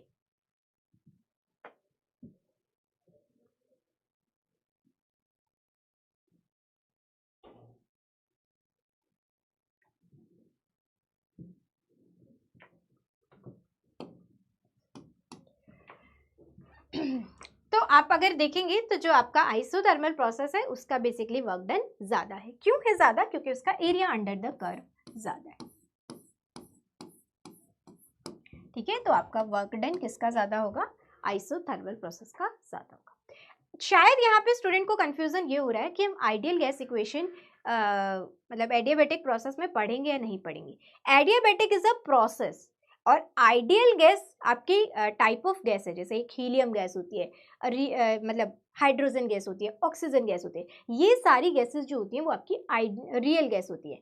आइडियल गैस इनसे अलग है। उसमें हमने जैसे बोला ना कि वहाँ पे हम क्या मान के चलते हैं कि पार्टिकल का साइज जो होता है वो नेग्लिजिबल होता है। तो वो एक हमारी अजम्पशन है, वो एक ऐसी गैस है आइडियल गैस की तरह, राइट। सो वो है। अब यहाँ ऐसा नहीं है कि आप एडियाबेटिक प्रोसेस में आइडियल गैस इक्वेशन यूज करोगे कि नहीं करोगे, या रियल गैस इक्वेशन यूज करोगे या नहीं करोगे। बिल्कुल करोगे। मैं वहाँ पे आपको ये बताना चाह रही हूँ, अगर आप किसी थ्रू आउट द डेरिवेशन में कोई इक्वेशन यूज करते हो तो इसका सिंपल सा मतलब ये होता है कि वो आपके पूरे प्रोसेस में यूज होगी। ऐसा नहीं है कि केवल आप एक पर्टिकुलर किसी पोजीशन पे उसको यूज कर सकते हो, वो पूरे प्रोसेस में यूज होगी। अब मैंने आपको कल ही एक चीज बताई थी, रिवर्सिबल और इररिवर्सिबल। इररिवर्सिबल प्रोसेस में केवल आपकी दो ही स्टेट डिफाइन है, इनिशियल स्टेट और फाइनल स्टेट। तो वहां पे आप आइडियल गैस इक्वेशन केवल इनिशियल और फाइनल स्टेट के लिए यूज कर सकते हो। बीच में क्या हो रहा है हमें नहीं पता, तो हम वहां पे नहीं लगा सकते। तो अगर आप अपने डेरिवेशन में आइडियल गैस इक्वेशन यूज कर रहे हो, इसका मतलब आप वो equation through out the process लगा सकते हो। ठीक है, थ्रू आउट द प्रोसेस लगा सकते हो। और थ्रू आउट द प्रोसेस लगा सकते हो इसका मतलब वो कैसा प्रोसेस है? रिवर्सिबल प्रोसेस है। ओके, ये चीज है। तो जो हम इक्वेशन निकाल रहे हैं PV gamma equals to constant, वो इक्वेशन केवल रिवर्सिबल प्रोसेस में ही ट्रू होगी, इररिवर्सिबल में नहीं होगी। ये है वो पॉइंट। आई होप आपको मेरा पॉइंट अब क्लियर हो गया होगा। अब नेक्स्ट हम बात करते हैं basically mixing of ideal gas के बारे में। चलो, इससे पहले हम आइसोबारिक और आइसोकोरिक प्रोसेसेस के बारे में और बात कर लेते हैं।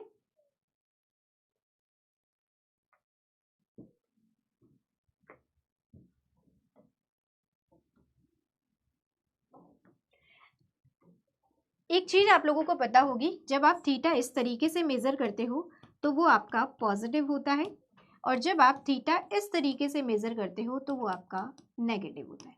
हम हमेशा जो एंगल मेजर करते हैं वो एंटी क्लॉकवाइज मेजर करते हैं जब आप उसको पॉजिटिव लेते हो। ठीक है, और जब आपका एंगल क्लॉकवाइज होता है तो वो बेसिकली नेगेटिव होता है। हमें यहाँ पे ये पता है दोनों ही स्लोप आपकी नेगेटिव है। ठीक है, अब आपको एक चीज पता चली, जो ये वाली स्लोप है वो ज्यादा नेगेटिव है क्योंकि इसमें एक गामा फैक्टर मल्टीप्लाई किया गया है ना, क्योंकि -p/v, तो this is the slope of isothermal process, उसके साथ आपने एक गामा फैक्टर मल्टीप्लाई किया, और गामा की वैल्यू हमेशा 1 से बड़ी होती है। तो जो स्लोप है एडियाबेटिक प्रोसेस का वो हमेशा ज्यादा होगा आइसोथर्मल, बट मोर नेगेटिव होगा। अब कैसे हमने मेजर किया? बेस्ट वे होता है इसका, जब भी आपका स्लोप नेगेटिव होता है तो आप एंगल क्लॉकवाइज बनाओ। तो मैंने क्या किया, एंगल क्लॉकवाइज मेजर किया। अब एक का एंगल θ1 बना, एक का θ2। आप देख पा रहे हो θ2 यहाँ पे बड़ा है θ1 से। ठीक है, θ2 बड़ा है। θ2 किसके लिए बन रहा है? ज्यादा एंगल किसके लिए बन रहा है? ज्यादा एंगल आपका बन रहा है भाई एडियाबेटिक के लिए। तो आपका स्लोप वो किसका है? एडियाबेटिक का है। तो मतलब वो जो कर्व है, ये सेकंड वाला जो कर्व है, कौन सा होगा? एडियाबेटिक कर्व होगा, क्योंकि इसी का थीटा ज्यादा है। इसका मतलब स्लोप जो है वो सेकंड वाले का ज्यादा है कम फर्स्ट वाले के कंपैरिजन।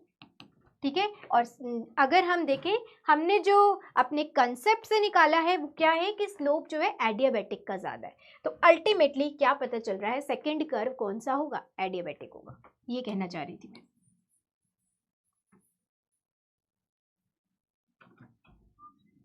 चलिए, अब हम बात करते हैं आगे आइसोकोरिक एंड आइसोबारिक प्रोसेसेस के बारे में।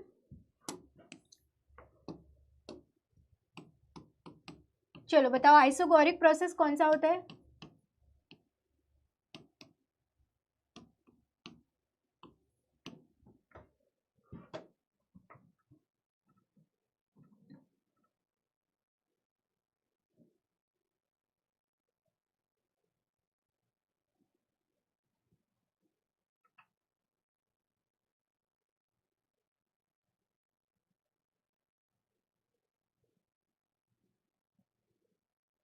तुषार ध्यान से पढ़ो, आइसोबारिक नहीं आइसोकोरिक पूछा मैंने। मुझे समझ नहीं आ रहा ओम तुम्हारा डाउट क्या है? पीडीवी यू आर सेइंग कि एनसीवीडीटी लिख के हम इसको टी आइस।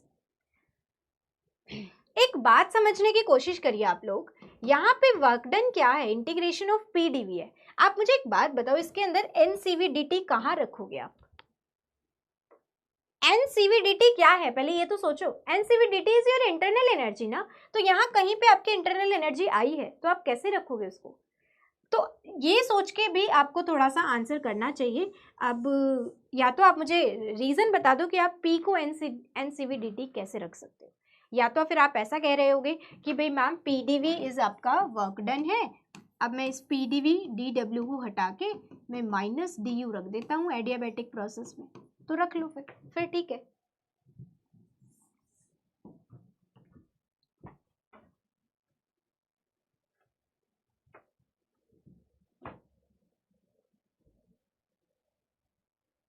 वो मैंने आपको अब क्लियर कर दिया है, ठीक है। अगर आप ये कह रहे हो कि पीडीवी में अगर मैं पीडीवी को हटा के एनसीवीडीटी रखता हूं देन इट्स ओके। चलिए आइसोगोरिक प्रोसेस जहां पे वॉल्यूम कांस्टेंट होता है, तो ये कोई रेस्ट्रिक्शन थोड़ी ना कि आप ये रख सकते हो या नहीं रख सकते, बिल्कुल रख सकते हो। जब वो चीज वैलिड है कि आपका एडियाबेटिक प्रोसेस है तो यस यू कैन मतलब use that value also. Isochoric process कौन सा होता है? जहां पे आपका वॉल्यूम कांस्टेंट होता है, ठीक है। सो यहाँ हमारा वॉल्यूम कांस्टेंट रहेगा तो डीवी की वैल्यू 0 होगी, ठीक है। डीवी की वैल्यू जो होगी वो आपकी 0 होगी।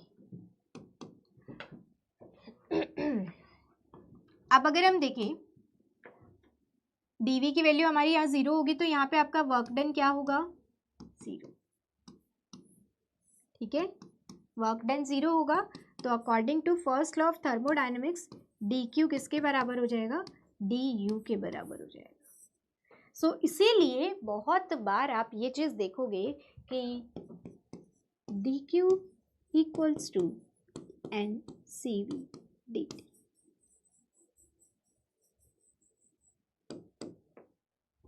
ठीक है। D Q equals to N C V D T. So this is the isochoric process and the last is isobaric process.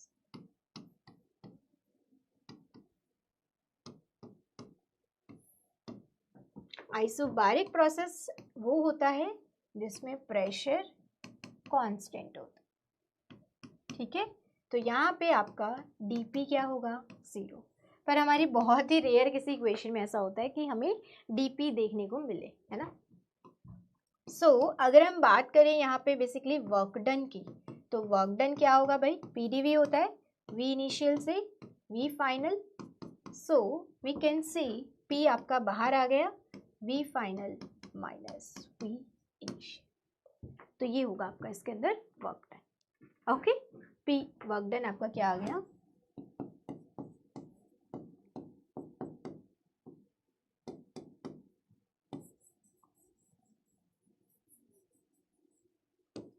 ठीक है। चलिए यहाँ पे हमारे सारे प्रोसेसेस कंप्लीट होते हैं। अब हम बात कर लेते हैं last topic and that is about mixing of ideal gases.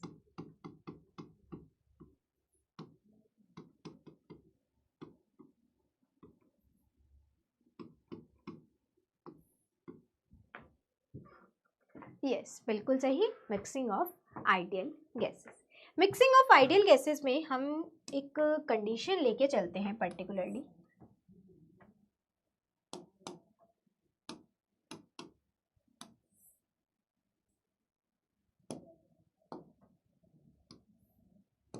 ये जो आपका कंटेनर है इसकी जो वॉल है वो कैसी है?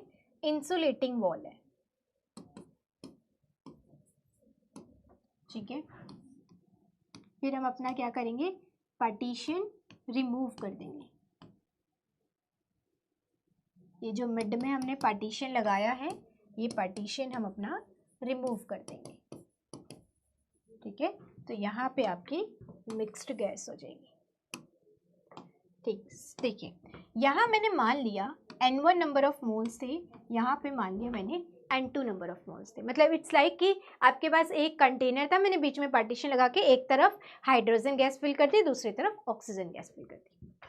तो इसका टेम्परेचर कुछ T1 था, इसका टेम्परेचर कुछ T2 था, यहाँ पे वॉल्यूम कुछ V1 था, इसका वॉल्यूम कुछ V2 था। इसमें प्रेशर कुछ P1 था, यहाँ पे प्रेशर कुछ P2 था, और यहाँ पे नंबर ऑफ पार्टिकल्स कुछ N1 थे, यहाँ पे नंबर ऑफ पार्टिकल्स कुछ N2 थे।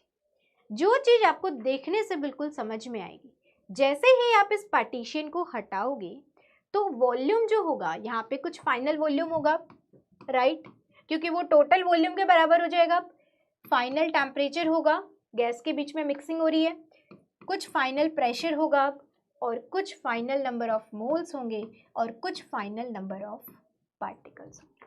एग्जाम के पॉइंट ऑफ व्यू से this is very important topic, ठीक है। अब यहाँ पे देखिए हो क्या रहा है, आप बात बताओ V1 plus V2 is equals to V final, क्योंकि जो मैंने कंटेनर का साइज लिया है वो तो नहीं बढ़ जाएगा पार्टीशन हटाने से, तो फाइनल वॉल्यूम मेरा क्या रहेगा, फाइनल वॉल्यूम मेरा V फाइनल क्या हो जाएगा, V1 प्लस V2। अब अगर मैंने यहाँ पे 10 मोल लिया है, यहाँ पे 15 मोल लिया है, तो यहाँ पे मैक्सिमम कितने नंबर ऑफ मोल्स होंगे, 25 ही रहेंगे, वो तो ज़्यादा नहीं आएंगे इस पार्टीशन को हटा देने से। तो फाइनल नंबर ऑफ मोल्स की अगर मैं बात करूँ तो वो कितने हो जाएंगे, N1 प्लस N2। चाहे आप नंबर ऑफ पार्टिकल्स की बात कर लो तो वो भी कितने होंगे, N1 प्लस N2, है ना। अब हम बात करते हैं, हमारे लिए जो मेन कहानी है वो है आपका फाइनल टेम्परेचर, ठीक है। हमारे लिए जो मेन कहानी है वो है आपका फाइनल टेम्परेचर। अब अगर आपको फाइनल टेम्परेचर पता चल गया तो आपको पता है फाइनल वॉल्यूम, आपको पता है फाइनल टेम्परेचर आप निकालने जा रहे हो, फाइनल प्रेशर आप निकाल लो। ये हम जो डिस्कशन कर रहे हैं, again this is for ideal gas, ठीक है। चलो अब हम निकालते हैं अपना फाइनल टेम्परेचर। सो जैसा कि वॉल कैसी है, इंसुलेटिंग वॉल है, तो इंटरनल एनर्जी क्या रहेगी, कंजर्व रहेगी। इंटरनल एनर्जी का फॉर्मूला होता है NFRT/2। N is your number of moles, F is degree of freedom, R is gas constant, T is temperature। ये फॉर्मूला हमने इक्विपार्टीशन थ्योरम में पढ़ा है। एवरेज एनर्जी का फॉर्मूला होता था, है ना।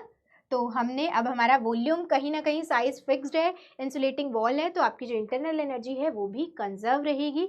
तो आपकी जो इंटरनल एनर्जी का फॉर्मूला होता है that is equals to U equals to NFRT/2। अब देखो यहाँ पे आपने एक पर्टिकुलर टाइप की गैस ली है, यहाँ पे आपने एक पर्टिकुलर टाइप की गैस ली है, तो इसका अपना कुछ डिग्री ऑफ फ्रीडम होगा, इसका कुछ अपना डिग्री ऑफ फ्रीडम होगा, क्योंकि हो सकता है ना ये मोनो एटॉमिक गैस हो, ये डायटॉमिक गैस हो, ये भी तो पॉसिबिलिटी है। और ये भी पॉसिबिलिटी है कि दोनों ही मोनो एटॉमिक हो, तो वो हम अपना स्पेशल केस बना लेंगे फिर, कि अगर मोनो एटॉमिक दोनों हुई तो क्या होगा, या दोनों डायटॉमिक हुई तो क्या होगा, है ना। हम अभी बिल्कुल जनरल केस डिस्कस करते हैं जहाँ पे दोनों जो गैस है वो डिफरेंट टाइप की हैं। तो फॉर एग्जांपल एक मोनो एटॉमिक हो सकती है, एक दूसरी डायटॉमिक हो सकती है। तो अगर मैं यहाँ पे इंटरनल एनर्जी लिखूँ तो पहले क्या हो जाएगी, N1 F1 R T1/2 plus N2 F2 R T2/2 that is equals to, अब यहाँ पे क्या होगा, कुछ फाइनल नंबर ऑफ मोल्स होंगे, कुछ फाइनल टेम्परेचर होगा सबका, है ना। तो N1 R T फाइनल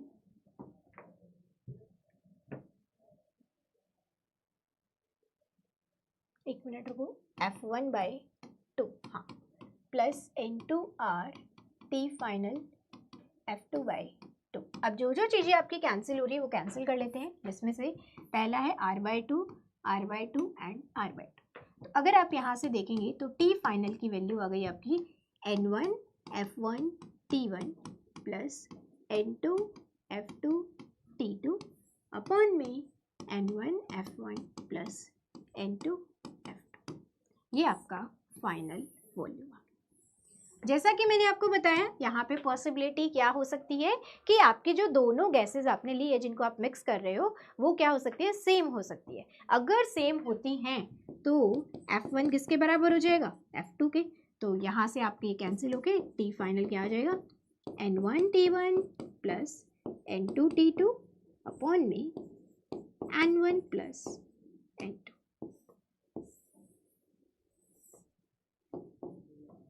ये आपका फाइनल टेम्परेचर हो जाए। ठीक है,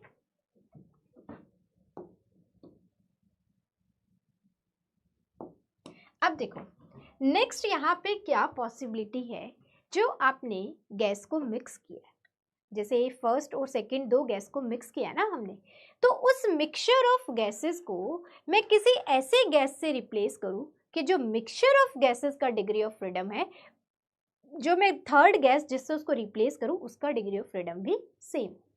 कहने का मतलब ये है कि अगर जो दो गैसेस को हमने मिक्स किया, for example A plus B gas को मिक्स करके हमें कोई C गैस मिल रही है ना, तो इस मिक्सचर को मैं किसी इक्विवेलेंट गैस से ही रिप्लेस कर दूं, इस मिक्सचर को किसी इक्विवेलेंट गैस से ही रिप्लेस कर दूं, तो अब हम निकालेंगे उस गैस का इक्विवेलेंट डिग्री ऑफ फ्रीडम क्या होगा। समझ में आया मैंने क्या बोला कि फॉर एग्जाम्पल यहाँ पे आपकी पहली गैस मोनो एटॉमिक थी, दूसरी गैस डायटॉमिक थी, तो यहाँ पे कुछ एक मिक्सचर ऑफ गैसेस होगा जिसमें मोनो एंड डाया दोनों होंगे। अब हमने क्या किया, उस मिक्सचर ऑफ गैस को रिप्लेस कर दिया विद एनी अदर गैस जो इक्विवेलेंट होगी। इक्विवेलेंट होने का मतलब ये है कि जैसा नेचर इस मिक्सचर ऑफ गैसेस का होगा वैसा ही नेचर उस थर्ड गैस का होना चाहिए जिससे आप उसको रिप्लेस करने जा रहे हो। तो हम क्या कर रहे हैं, उस नेचर जानने के लिए उसका डिग्री ऑफ फ्रीडम कैलकुलेट कर लेते हैं, उससे हमें आइडिया लग जाएगा कि वो किस नेचर की हो सकती है। ठीक है, तो ये अब हम करेंगे। अब हम क्या कर रहे हैं, मिक्सचर ऑफ गैस को किससे रिप्लेस कर रहे हैं, किसी इक्विवेलेंट गैस से रिप्लेस कर रहे हैं। If mixture of gas is replaced by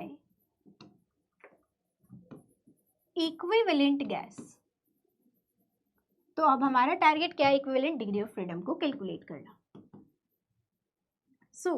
अब देखिए यहाँ पे क्या होगा,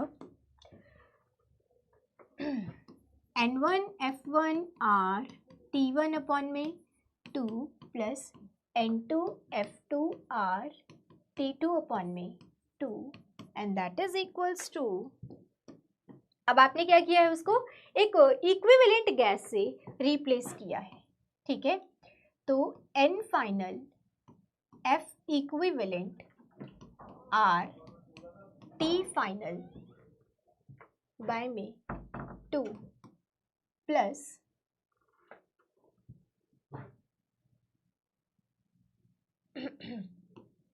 N फाइनल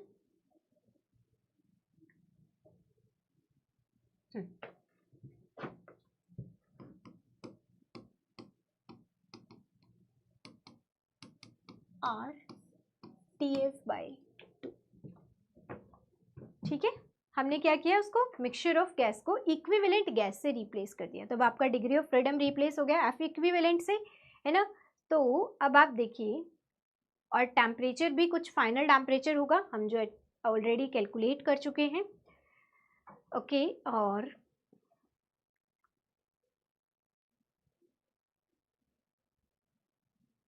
जस्ट 1 मिनट, क्या यहाँ पे नंबर ऑफ मोल्स भी N फाइनल होंगे?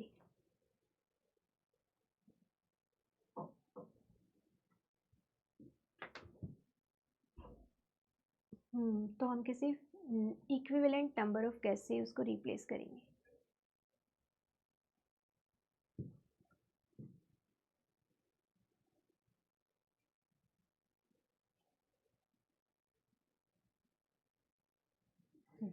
ठीक है,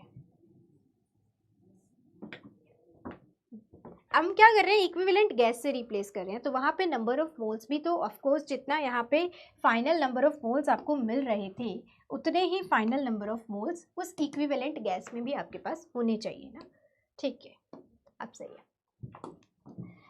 अगर हम बात करें, अगर अब हम बात करें तो यहाँ पे आप देखेंगे कि आपको क्या निकालना है, F इक्विवेलेंट निकालना है। जो चीज़ें कैंसिल हो रही है फिर से कैंसिल कर दो, कैंसिल कर दो। अब देखो N1 F1 T1 plus N2 F2 T2 upon में NF TF। अब जो आपने TF और NF की वैल्यू निकाली है उसको हम सब्स्टिट्यूट करते हैं। तो अगर आप NF की वैल्यू देखो तो NF की वैल्यू है N1 प्लस N2।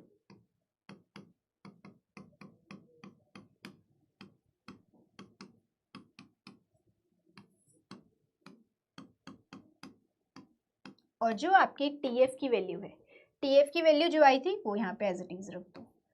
तो N1 F1 T1 plus N2 F2 T2 और ऊपर क्या आ जाएगा, N1 F1 plus N2 F2। तो ये इससे कैंसिल, तो आपका F इक्विवेलेंट क्या आ गया, N1 F1 plus N2 F2 upon में N1 प्लस N2। तो ये उस गैस का इक्विवेलेंट डिग्री ऑफ फ्रीडम होगा। ठीक है, ये उस गैस का इक्विवेलेंट डिग्री ऑफ फ्रीडम। अब आपके पास जब इक्विवेलेंट डिग्री ऑफ फ्रीडम आ चुका है ना, तो अब हम क्या निकाल सकते हैं, CV की वैल्यू भी निकाल सकते हैं मिक्सचर ऑफ गैस की, और CP की वैल्यू भी निकाल सकते हैं मिक्सचर ऑफ गैस की। कैसे निकालेंगे, देखिए आपको पता है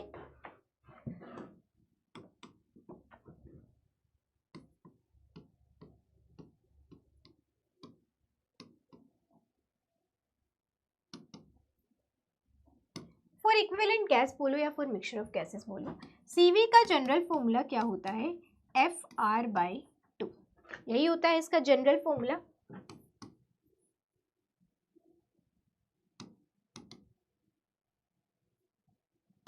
राइट, तो अगर आपके पास F इक्विवेलेंट की वैल्यू है आप उसको यूज कर लो, आपके पास आंसर आ जाएगा। तो देखिए यहाँ पे आपके पास क्या है, N1 F1 plus N2 F2 R N1 plus N2 R/2।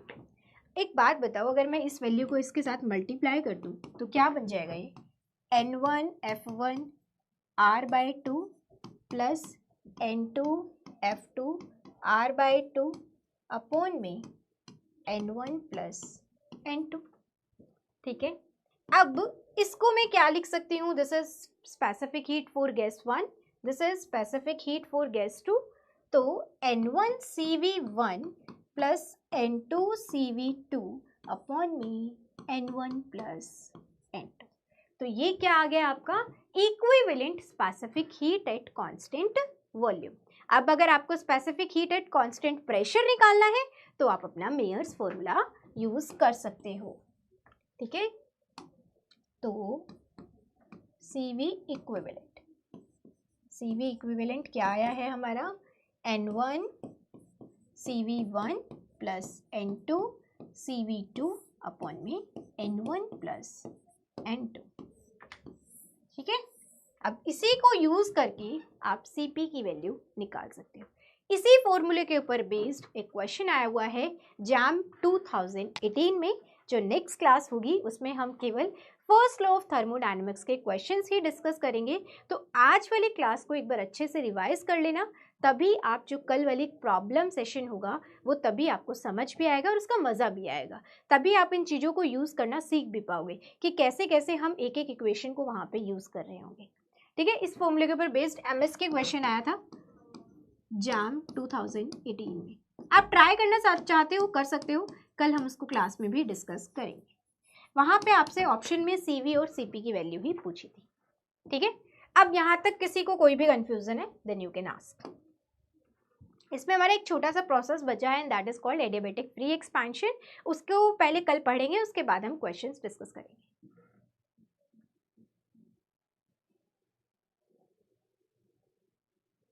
हाँ देखिए, अगर आपको यहाँ पे किसी को कोई कंफ्यूजन हो कि भाई यहाँ पे हम एक बार लिखेंगे या दो बार, तो अगर आप डिफरेंट मोल्स के लिखती है N1 और N2 के लिए तब अलग अलग आता। मैंने क्या किया है, डायरेक्ट N फाइनल लिख दिया है। अब मैं क्या चाहती हूँ, इक्विवेलेंट गैस में नंबर ऑफ मोल्स भी उसी के बराबर होने चाहिए ना, तो मैंने क्या किया, उसको एन फाइनल से रिप्लेस कर दिया। तो दोनों ही तरीके ठीक है।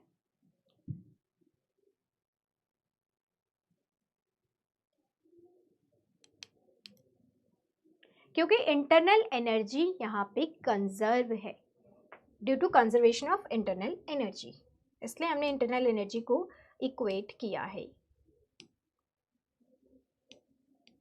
मतलब final initial internal energy is equals to final energy, ये हमने यहाँ पे यूज किया। ओके चलिए एक मैं जल्दी से ब्रीफ रिकैप दे देती हूँ। आज हमने काफ़ी सारी चीज़ें डिस्कस की हैं सो दैट कंफ्यूजन ना हो। देखिए फर्स्ट लॉ ऑफ थर्मोडायनेमिक्स पढ़ा, अब जल्दी से एक बार मेरी बात सुन लो। Isothermal process is reversible process. मैंने बताया था कल आपको एक पहचान, रिवर्सिबल और irreversible.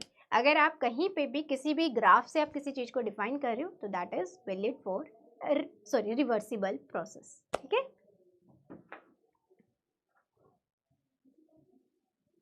when temperature overall is the constant, सी अगर आप ये भी सोच रहे हो कि इंटरनल एनर्जी कंजर्व कैसे है, तो यहाँ पे देखिए,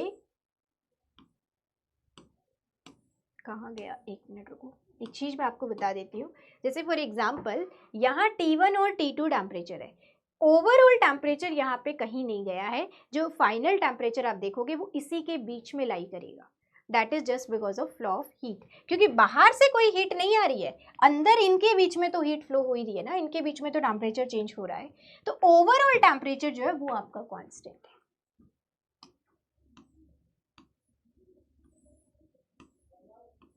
हाँ तो हम बात कर रहे थे, एक बार जल्दी से क्या क्या हमने आज डिस्कस किया है उसको देख लेते हैं। सबसे पहले हमने बात की फर्स्ट लॉ ऑफ थर्मोडायनेमिक्स में। फर्स्ट लॉ ऑफ थर्मोडायनेमिक्स में, ठीक है ओके, मैं कर देती हूँ रिपीट, कोई दिक्कत नहीं है। इसके अलावा किसी का कोई डाउट? ओके ठीक है, इसके अलावा एफ इक्विवेलेंट और रिवर्सिबल और रिवर्सिबल, ठीक है। चलिए अब पहले मैं एक बार पूरा ब्रीफ रिकैप कर देती हूँ, जिसको जाना है दे कैन गो, और अदरवाइज सुन लो। अब अगर हम बात करें हमने क्या क्या पढ़ा है आज, तो आज हम लोगों ने पढ़ा है basically first law of thermodynamics. First law of thermodynamics क्या होता है ये देख लिया हमने। यहाँ पे हमने थोड़ा सा इंटरनल एनर्जी के बारे में जाना, और हमने हीट और वर्क के बारे में तो ऑलरेडी कल ही पढ़ लिया था।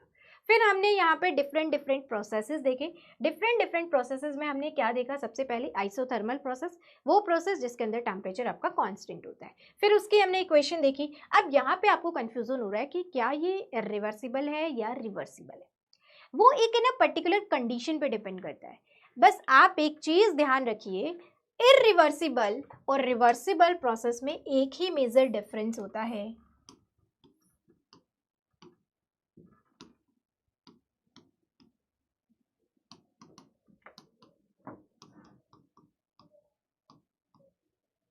जब हम थ्योरी पढ़ते हैं ना हमें सबसे ज़्यादा कन्फ्यूज़न होता है, फिर जब हम न्यूमेरिकल करते हैं तो वो हमारी कन्फ्यूज़न दूर हो जाती है। तो जब आप कल न्यूमेरिकल करोगे तो आपको और अच्छे से चीज़ें क्लियर होंगी, जो आज मैंने बोली हैं वो कल हम यूज़ करेंगे तो और अच्छे से क्लियर हो जाएंगी। रिवर्सिबल प्रोसेस में क्या होता है, आपकी हर स्टेट डिफाइन होती है, यहाँ पे केवल आपकी ये वाली स्टेट डिफाइन और ये वाली स्टेट डिफाइन है।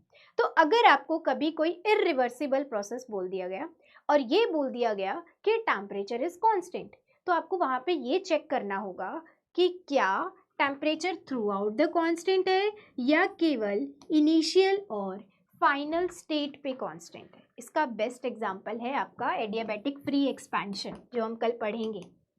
एडियाबैटिक फ्री एक्सपेंशन देखेंगे आप, इरिवर्सिबल प्रोसेस होता है लेकिन उसके अंदर टेम्परेचर कांस्टेंट होता है। वो टेम्परेचर केवल इनिशियल और फाइनल स्टेट पे कांस्टेंट है, बीच में कांस्टेंट नहीं है। बीच में अगर कांस्टेंट नहीं है तो इसका मतलब आपका वो प्रोसेस आइसोथर्मल तो नहीं होगा। आइसोथर्मल प्रोसेस केवल तभी होगा जब आपका टेम्परेचर शुरू से लेके लास्ट तक कांस्टेंट रहेगा। ठीक है, this is the definition of isothermal. चाहे मैं ये बोलूँ आइसोबारिक में भी यही है, प्रेशर जो है वो through out the process constant रहना चाहिए, वॉल्यूम जो है वो through out the process constant रहना चाहिए, तभी आप उसको आइसोकोरिक प्रोसेस बोलोगे।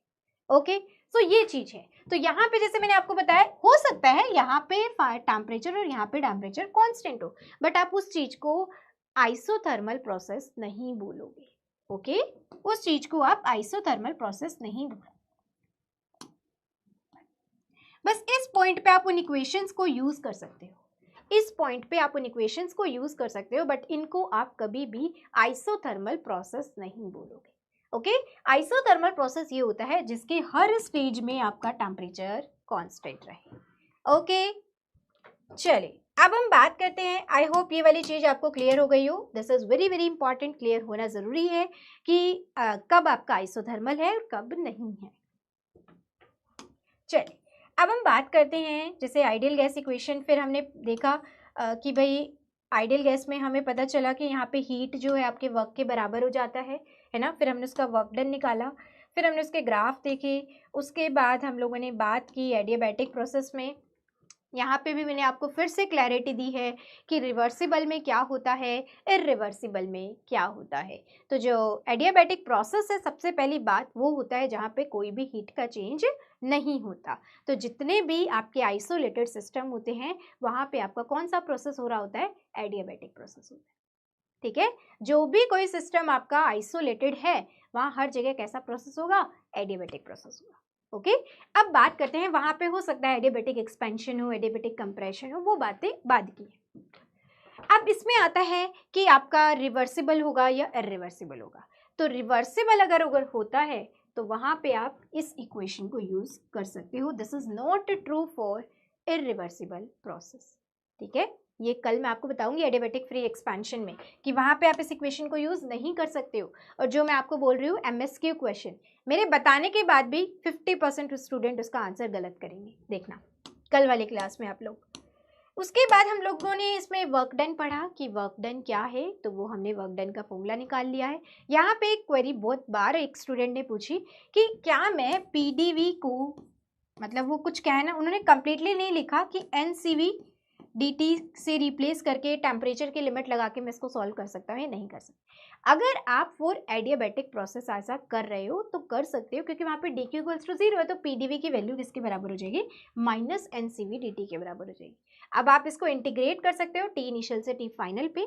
अगर आपको कंफ्यूजन हो रहा हो कि यहाँ पे सीवी की फॉर्म में आंसर है और जो मैंने वर्क डन निकाला है वो 1 माइनस गामा की फॉर्म में आंसर, तो आप सीवी की वैल्यू गामा की फॉर्म में निकालना, यही वैल्यू आपको मिलेगी, तो यही आंसर आएगा आपका। ठीक है, ओके। इसके अलावा हमने देखा कि भाई ग्राफ में कंपैरिजन किया कि कौन सा ग्राफ किसका होगा, तो वो हमने दो मेथड सीखे। यहाँ पे पहला मेथड मैंने आपको एंगल से बताया है और दूसरा मेथड मैंने ये बताया था कि आप देखिए dp upon dv equals to minus P by V है, तो dp को मैं क्या लिख सकती हूँ, minus P by V dv। अब हम जो ग्राफ दोनों देख रहे हैं वो सेम वॉल्यूम में देख रहे हैं, v1 से v2, तो वो दोनों ही ग्राफ के लिए क्या है, फर्स्ट और सेकेंड दोनों ही ग्राफ के लिए सेम है, तो dv की वैल्यू आपकी दोनों ही ग्राफ में सेम है।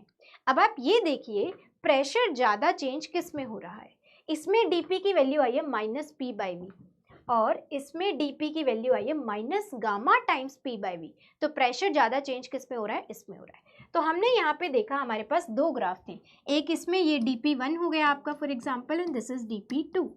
तो प्रेशर ज़्यादा चेंज किस में हुआ है आपका, एडियाबैटिक में, तो इसका मतलब सेकेंड ग्राफ आपका कौन सा होगा, एडियाबैटिक होगा। तो यहाँ से भी आप इसको इंटरप्रेट कर सकते हो कि कौन सा कर्व एडियाबैटिक है, कौन सा आपका आइसोथर्मल है। फिर हमने यहाँ पे इसके वर्क डन के बारे में भी बात की और लास्ट हमने देखा मिक्सिंग ऑफ आइडियल गैस में। यहाँ पे हमने एक और चीज़ जो नई यूज़ की है वो ये है कि इक्विवेलेंट गैस से रिप्लेस कर देना। इक्विवेलेंट गैस को रिप्लेस करने का सीधा सा मतलब ये है कि आपके पास पहले A प्लस B दो गैस थी, उनको आप मिक्स करके आपको एक C गैस कुछ मिल रही थी। अब मैं चाहती हूँ इस C गैस को किसी अदर गैस से रिप्लेस करूँ, बट उसका नेचर इस गैस के नेचर के जैसा होना चाहिए। नेचर कैसे आइडेंटिफाई करोगे, नेचर का मतलब कि वो मोनो एटॉमिक है या डायटॉमिक है, ये सारी चीज़ें। तो अब वो हम कैसे आइडेंटिफाई कर सकते हैं, हमारे पास एक ही टूल है और वो है आपका डिग्री ऑफ फ्रीडम। तो हमने क्या किया, जब इसको किसी इक्विवेलेंट गैस से रिप्लेस किया तो उस गैस का डिग्री ऑफ फ्रीडम कैलकुलेट कर लिया, उस गैस का इक्विवेलेंट डिग्री ऑफ फ्रीडम हमने कैलकुलेट कर लिया। तो ये हमारा इक्विवेलेंट डिग्री ऑफ फ्रीडम को कैलकुलेट करने का तरीका है। ठीक है, ये हमने निकाल लिया। अब उसके बाद हमें अगर डिग्री ऑफ फ्रीडम पता है तो हम specific heat at constant volume, specific heat at constant pressure भी निकाल सकते हैं। तो अगर हम बात करें specific heat at constant volume की, तो FR/2 आपका फॉर्मूला होता है, हम KTG में पढ़ के आए हैं, वहाँ से हमने इसको यूज़ करके इसको डिफरेंट फॉर्म में कन्वर्ट कर लिया। ओके, सो अगर मैं देखूँ इसकी हेल्प से आप CP की वैल्यू भी निकाल सकते हैं। तो ये सारी चीज़ें हम लोगों ने पढ़ी हैं।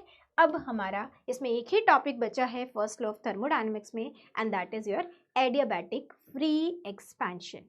एक बार मैं फिर से क्लियर कर देती हूँ, जो आपका रियल गैस टॉपिक है वो हम फेज ट्रांजिशन से पहले पढ़ेंगे। मैं अभी आपको इसलिए नहीं पढ़ा रही, रियल गैस जब हम पढ़ेंगे तो सारी चीज़ें उसकी साइमल्टेनियसली कैलकुलेट करेंगे, चाहे उसका वर्क डन हो, चाहे उसमें जो हम critical pressure, critical volume, critical temperature, जो भी चीज़ें पढ़ते हैं वो सारी चीज़ें मैं आपको सारी एक साथ बता दूंगी। फिर आपको बार बार अलग अलग नहीं घूमना पड़ेगा। अभी जो सारा डिस्कशन चलता है हमारा ऑलमोस्ट आइडियल गैस के लिए चलता है, उस टाइम मैं आपको पूरा एक रियल गैस के लिए बता दूंगी। तो इस वजह से मैंने अभी आपको कुछ भी नहीं बताया है, ठीक है? तो ये चीज़ आप ध्यान रखना। इसके अलावा कोई क्वेरी है आप तो आप बता सकते हो, ऑल्दो मैंने जो क्वेरी आप लोगों ने पूछी थी वो सॉल्व कर भी दी है।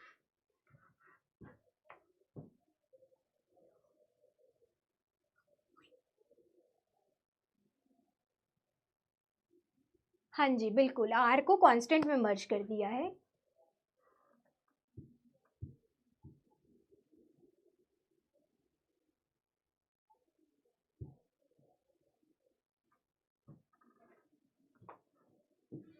बात तो सही है, इसको मैं आपको बता दूंगी।